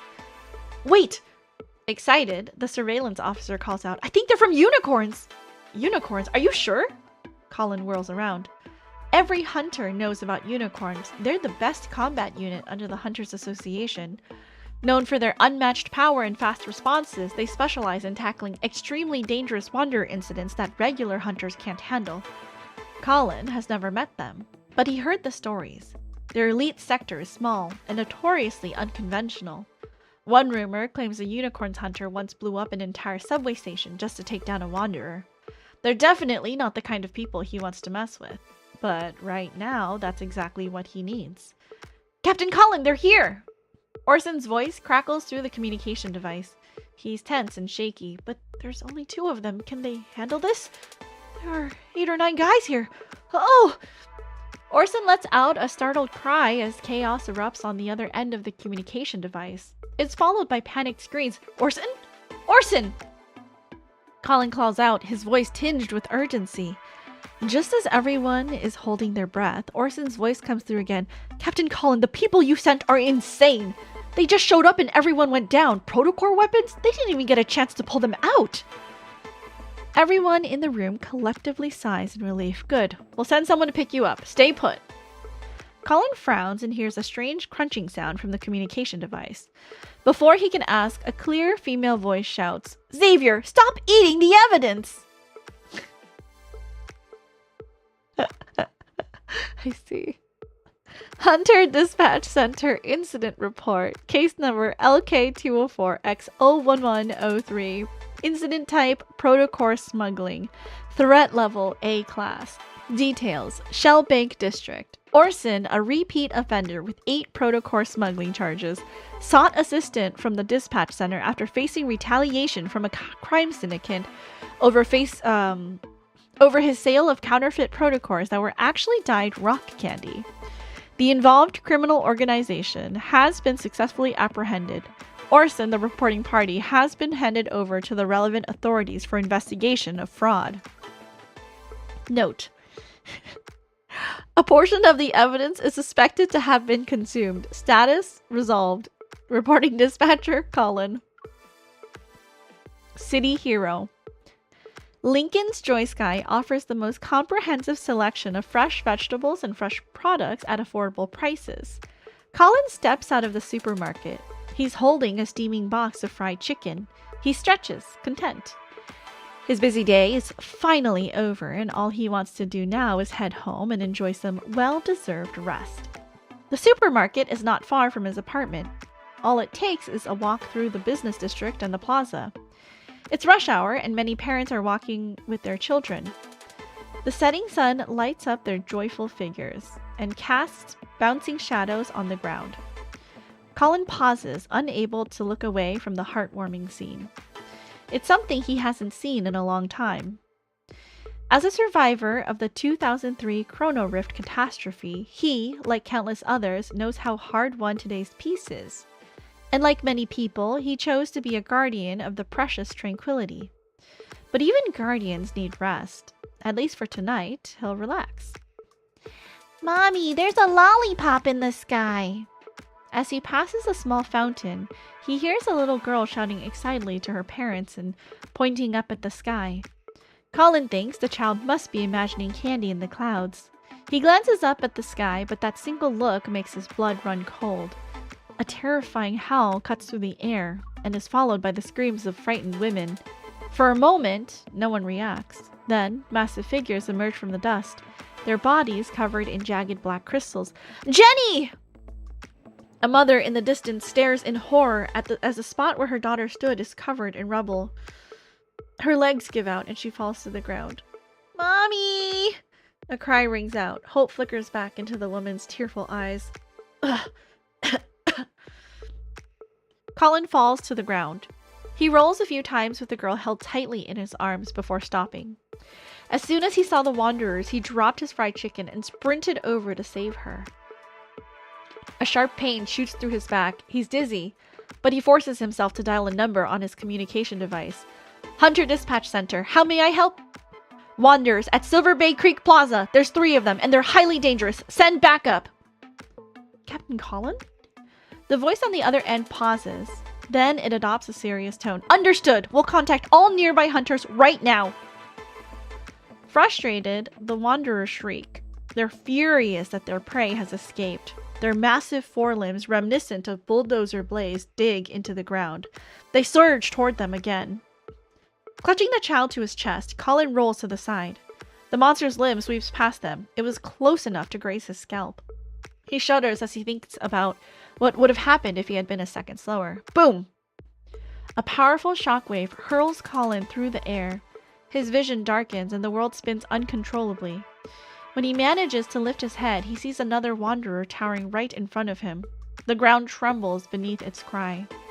Its massive compound eyes glint coldly as they turn downward. Energy particles gather in its gaping maw. Just a little longer. Colin clenches his fists. He forces himself to stay conscious. Rescue should be here. Bang, bang, bang. Gunshots ring out in quick succession. A beam of light slices through the Wanderer's attacks as 2 figures leap before Colin. Captain Jenna, we've arrived at the designated location. Colin's eyes snap open at the sound of a clear, authoritative female voice. A young man and woman stand before him. Their movements were swift like shooting stars. After finishing her report, the female hunter lowers her communication device and briefly checks on Colin. Confirming he's unhurt, she raises her weapon again. Let's move, Xavier! Without waiting, she dashes forward like an arrow. The male hunter, now a glowing blur, is right behind her. Roar! The Wanderer gathers energy particles in its maw again. It's preparing to launch another attack, but the female hunter is fast. She leaps onto the monster's shoulder and fires her gun at point-blank range. Bang! At the same time, her partner's light blade pierces the creature's weak spot. The 2 hunters kill the Wanderer before it can deploy its protofield. Stunned, Colin can only watch in silence. What seemed like a deadly threat moments ago now lies in pieces at their feet. They must be from unicorns. It's not long before the Wanderers are eliminated. As the last one collapses, applause and cheers erupt from the gathered crowd. Colin claps and puts extra effort into it. Let's go, Xavier, the female hunter says to her partner. The young man nods, picks up the hot pot ingredients he dropped during the fight.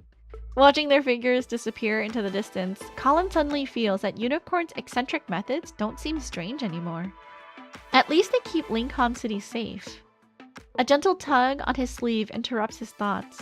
Looking down, he sees the little girl he rescued staring at him. Come here, mister. I want to tell you something.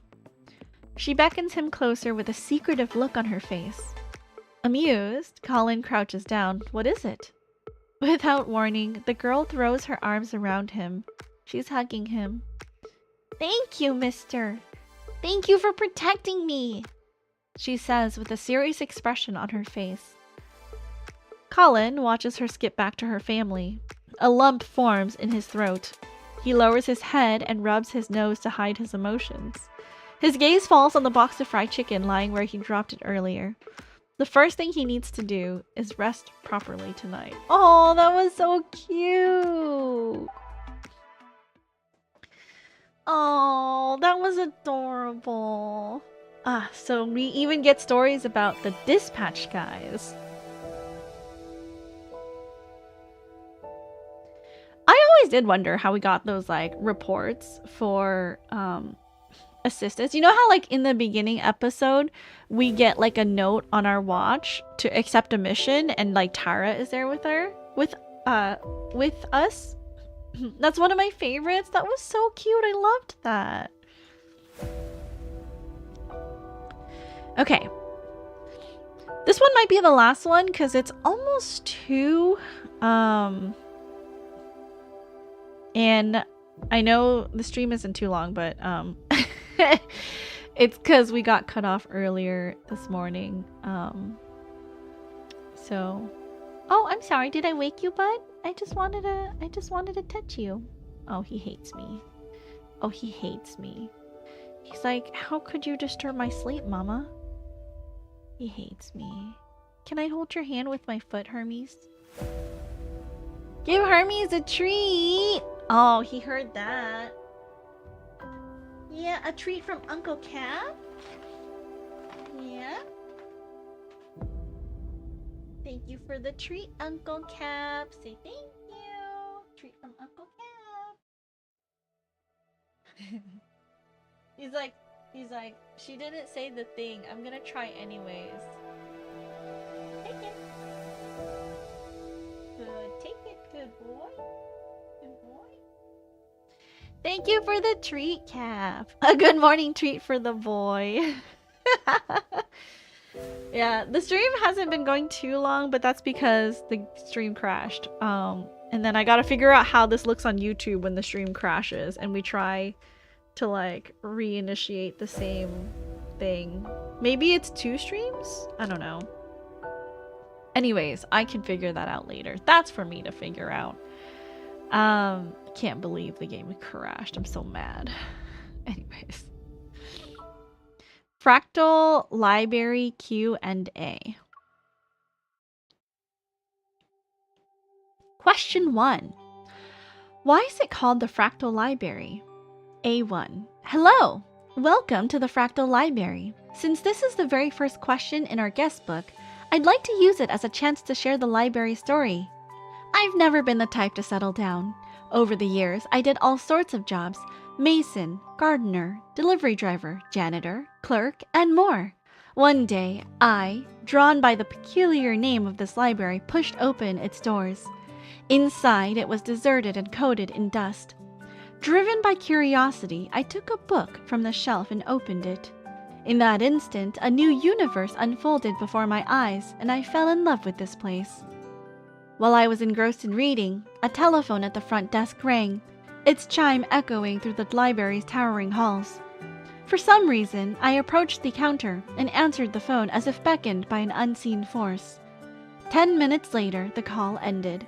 I can't talk about what was discussed, but after that conversation, I became the library's administrator and finally understood why it's called the Fractal Library. Most of the books here are science fiction. Nearly every fictional universe inside them branches out after its own Big Bang and spawns countless worlds of infinite complexity. Yet their similarities are uncanny. The book themselves reflect this fractal nature, each with a sense of endless variety and overarching similarity. They highlight recursion, chapters mirroring the entire book, paragraphs echoing the chapter's themes, sentences extending the paragraph's ideas, multiple layers within their structures like fractal patterns that reveal finer details, and non-linear complexity, interwoven narratives forming intricate dynamic patterns. Realizing this only made me love the library more. I've never met its actual owner, so sometimes I imagine what I'd do if I were in charge. Maybe I'd rename it. The word fractal is a bit abstract. I might call it the 10 Library. 10, maybe? Instead, most of the books here are sci-fi, and every time I open a new one, it feels like I'm witnessing the birth of a universe. That instant of 10 to the power of negative 33 seconds when the cosmos explodes from a tiny singularity. It's a name you could explain in a single sentence, straightforward and easy to grasp. Still, whenever I imagine making that change, the phone rings again and reminds me that this place already belongs to someone else. Have we heard of the Fractal Library? I don't think I've seen anything in like the main story about the Fractal Library? Or have we?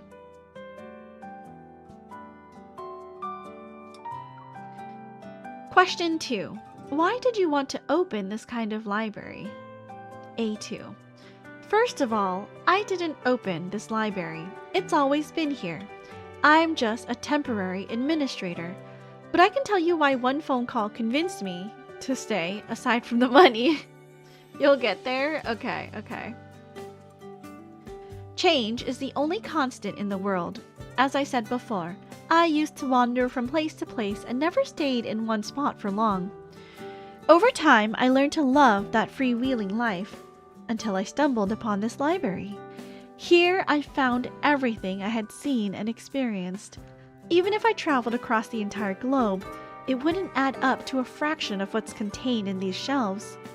This place holds countless stories and infinite possibilities from ancient times to modern days, and distant oceans to nearby mountains. Human imagination truly knows no bounds.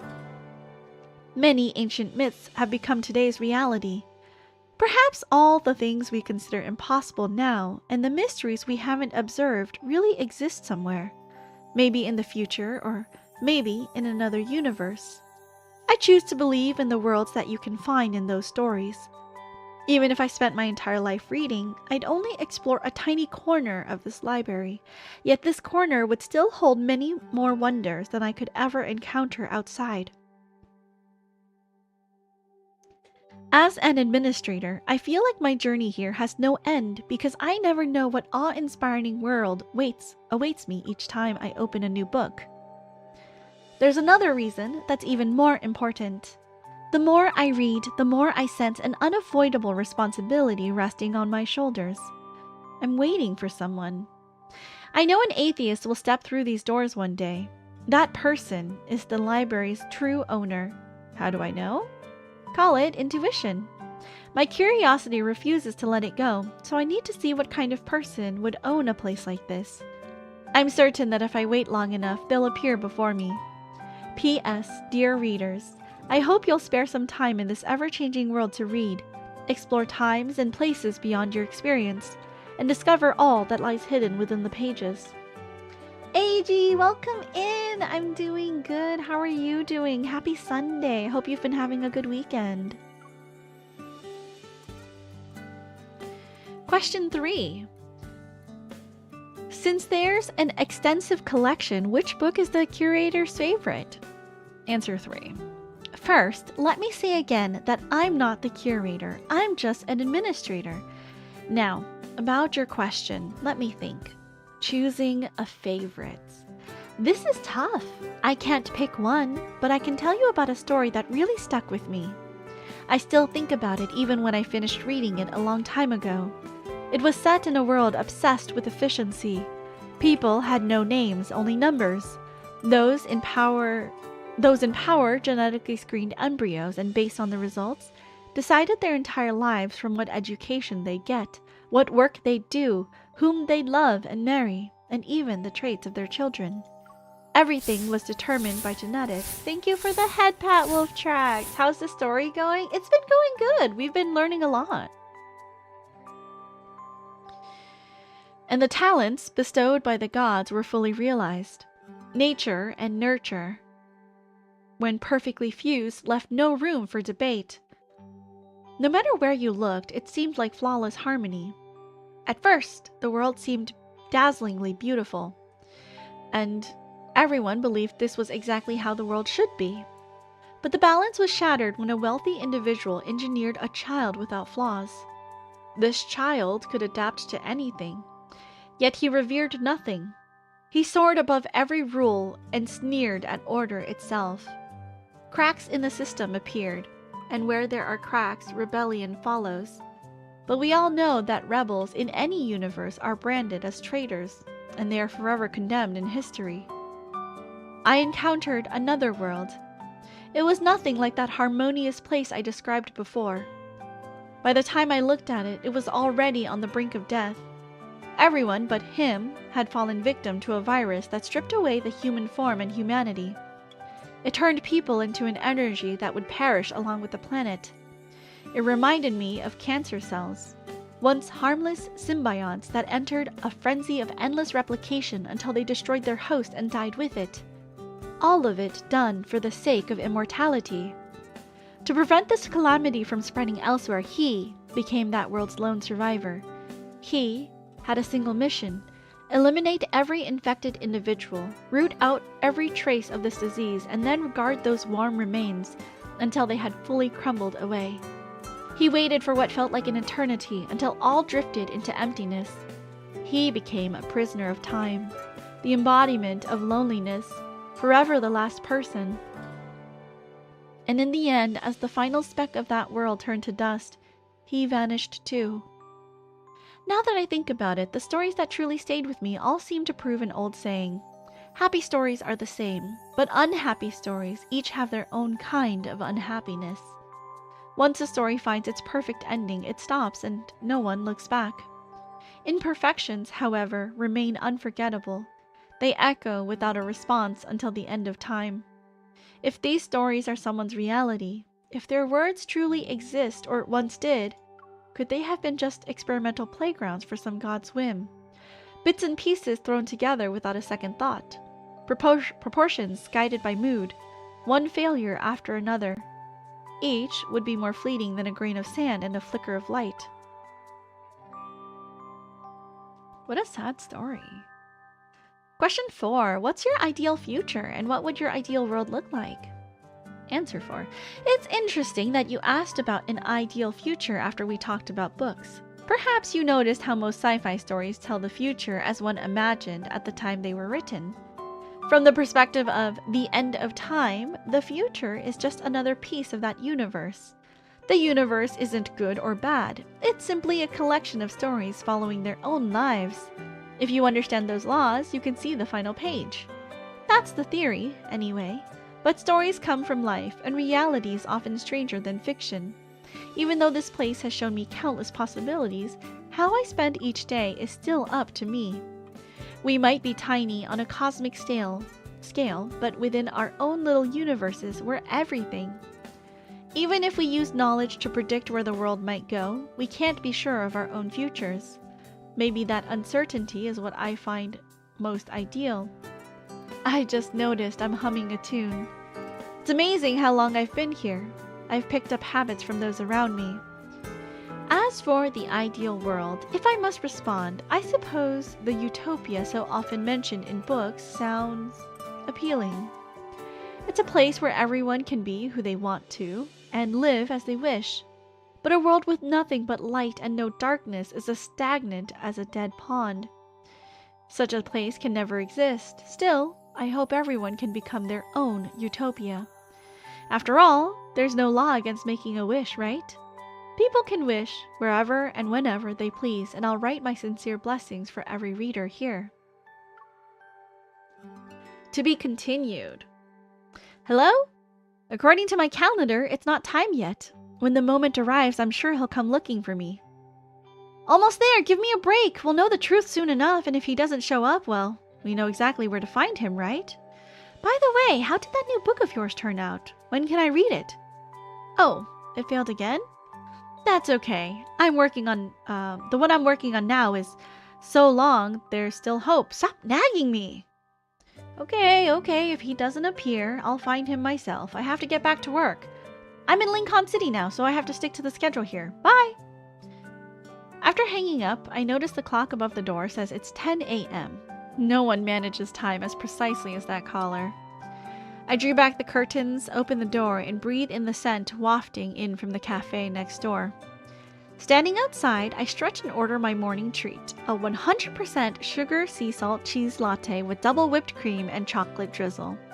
It's a sweet dopamine rush to kick off a lovely day. A child, perhaps 7 or 8, stops at my doorway and peeks inside. Is this us and Zane? Zane would be very punctual, right? I feel like. Do you want to come in and look around? The child glances hesitantly at the sign on the doorframe. I realize my mistake and flip the close sign. Oh, never mind. I don't think it's us. Is it us? He follows me into the library, opens the guest book by the counter, reads a few lines, and then scans the room while being puzzled. He soon meets my gaze. A library? But most of these things don't look like books. What a perceptive kid. That's another reason for me to love this place. Zane would also order that drink, 100% sugar with sea salt cheese foam. This sounds really good, yeah. You're right. A lot of the things here aren't what you'd call books, but let's call them books for the sake of convenience. Can I check out the things that don't look like books too? Of course. When you want to read them, they'll take on a form that's easy for you to understand. Books are the ideal medium, but if you prefer cartoons, that works too. Wow, that's amazing! As the child loses himself in this new discovery, I lean against the doorframe and watch the busy street. If each book holds a tiny world and everyone who enters a library seeks some kind of answer, then I hope you find your own singularity in this little library, your personal starting point, your own universe. I might not meet all your expectations, but I'll still say the following with sincerity. Hello, welcome to the Fractal Library.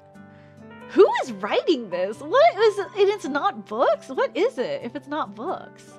Why does it take on any form? No, don't leave. I just want to touch you. I just want to be connected to you, Hermes. I love you. My baby. I'm bothering him. He hates me. Lay down. Lay down. Lay down. He hates me. Interesting. I have no idea what that was about. Okay, we are officially halfway through World Underneath. Maybe it'll take, what, like 3 or 4 more streams before... Oh, he hates me. Maybe it'll take 3 or 4 more streams before I finish reading everything. Not bad. He looks confused. He's just like, why are you bothering me right now? Okay. I think that's everything that we can do. I have to figure out what happened to the stream over on YouTube to see if I need to like... Because if it's a live, I don't think I can stitch it together. I think I can only do like a part 1 and part 2 if the live stream got cut in half. Okay, who can we raid into for the rest of the evening? Your lung sounds have improved. We can schedule an operation. We have been having a very cozy day. Would we like to go to another cozy stream, or do we want a more high energy stream?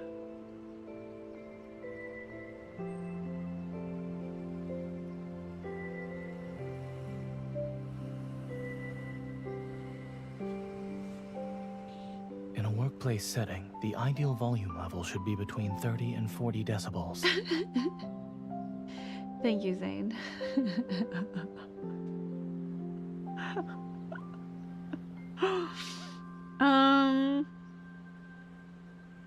Having a hard time finding a cozy place to drop you guys off. YouTube is a separate stream. If you don't turn it off, it keeps going. Oh no, I mean like when the stream crashed. I don't know if it cut it off or if it continued from the same video. Like maybe there's some kind of disconnect protection, you know? I'm not sure. I haven't disconnected because of... Like, usually when the emulator crashes, my OBS is fine. But this time, my OBS also shut down and I had to, like, load up OBS again. So, not 100% sure how it will look on the YouTube side because of that. Oh, it kept going? I don't know if cool. killing time like Okay, this good bores to you. know. Perfect, thank you. Good to know, good to know. So I won't have to edit 2 separate streams. Let's go raid into Drythe. He's playing some Monster Hunter Wilds right now. If you guys would like to check him out. He might have open lobbies. Just double check his like rules and see if he has a pinned message for his lobby code. Time spent with you passes by more okay. quickly. I need you to shh. Thank you, Zane. We will be back next week for some more World Underneath, and maybe we'll get a chance to see the Xavier quests, because that banner is coming out soon, I think. And I'll see if we can do maybe some plushie crafting, and you guys can, I can embroider some stuff and show you guys how that works. I'm thinking about getting an embroidery stand just so I can embroider everything very neatly. Because I need to hold the hoop and then also have a hand in front of the embroidery hoop and behind, and I can't do all three of those things at once. So I think buying a stand would be best, but we'll see. We'll see. If you guys see a new setup next week, you'll know that, you know, that's what we're doing. But we're gonna go over hang out with Drythe. All right, you guys. Thank you for joining me. It was so fun. Thank you, Lana, for that raid. And thank you, friends, for hanging out, whether you were lurking or, you know, doing your laundry, doing your dishes, cleaning your house, doing your chores today. I super appreciate you for putting me up on your speakers, because I love things like that. I love listening to people. I will try to find, like, on purpose, the longest YouTube video that has talking, so I can kind of like listen to it while I do chores. So I get it. I totally get it. All right. As always, you guys, please be happy, please be healthy, but most of all, please be kind. Be kind to others, because you never know what a smile, hug, or hello can do for someone who's having a bad day. And be kind to yourselves. Make sure you're staying hydrated. Get up and stretch your legs every once in a while, because if you don't, you might get an embolism and then you'll die, and then we'll all be really sad. We are going over to my friend Drythe's stream. He is playing some Monster Hunter. I do see a lobby ID at the top, so I believe he will be accepting open lobby. Like, it is an open lobby, basically. Tomorrow we are streaming some Final Fantasy XIV. We continue to farm Zelenia. And we're gonna be with friends Chiffon and Quiet and anyone else from Cap's community that decides to sign up. Sign-ups are on his Discord, so you should check his page for the Discord link. Tuesday is Jump King. Wednesday is Chrono Trigger, and then Saturday will be another Love and Deep Space stream. All right, you guys, take care. Make sure you get enough rest. There was a time change today, so go to bed early if you couldn't sleep too much today. I'll see you guys later. Bye.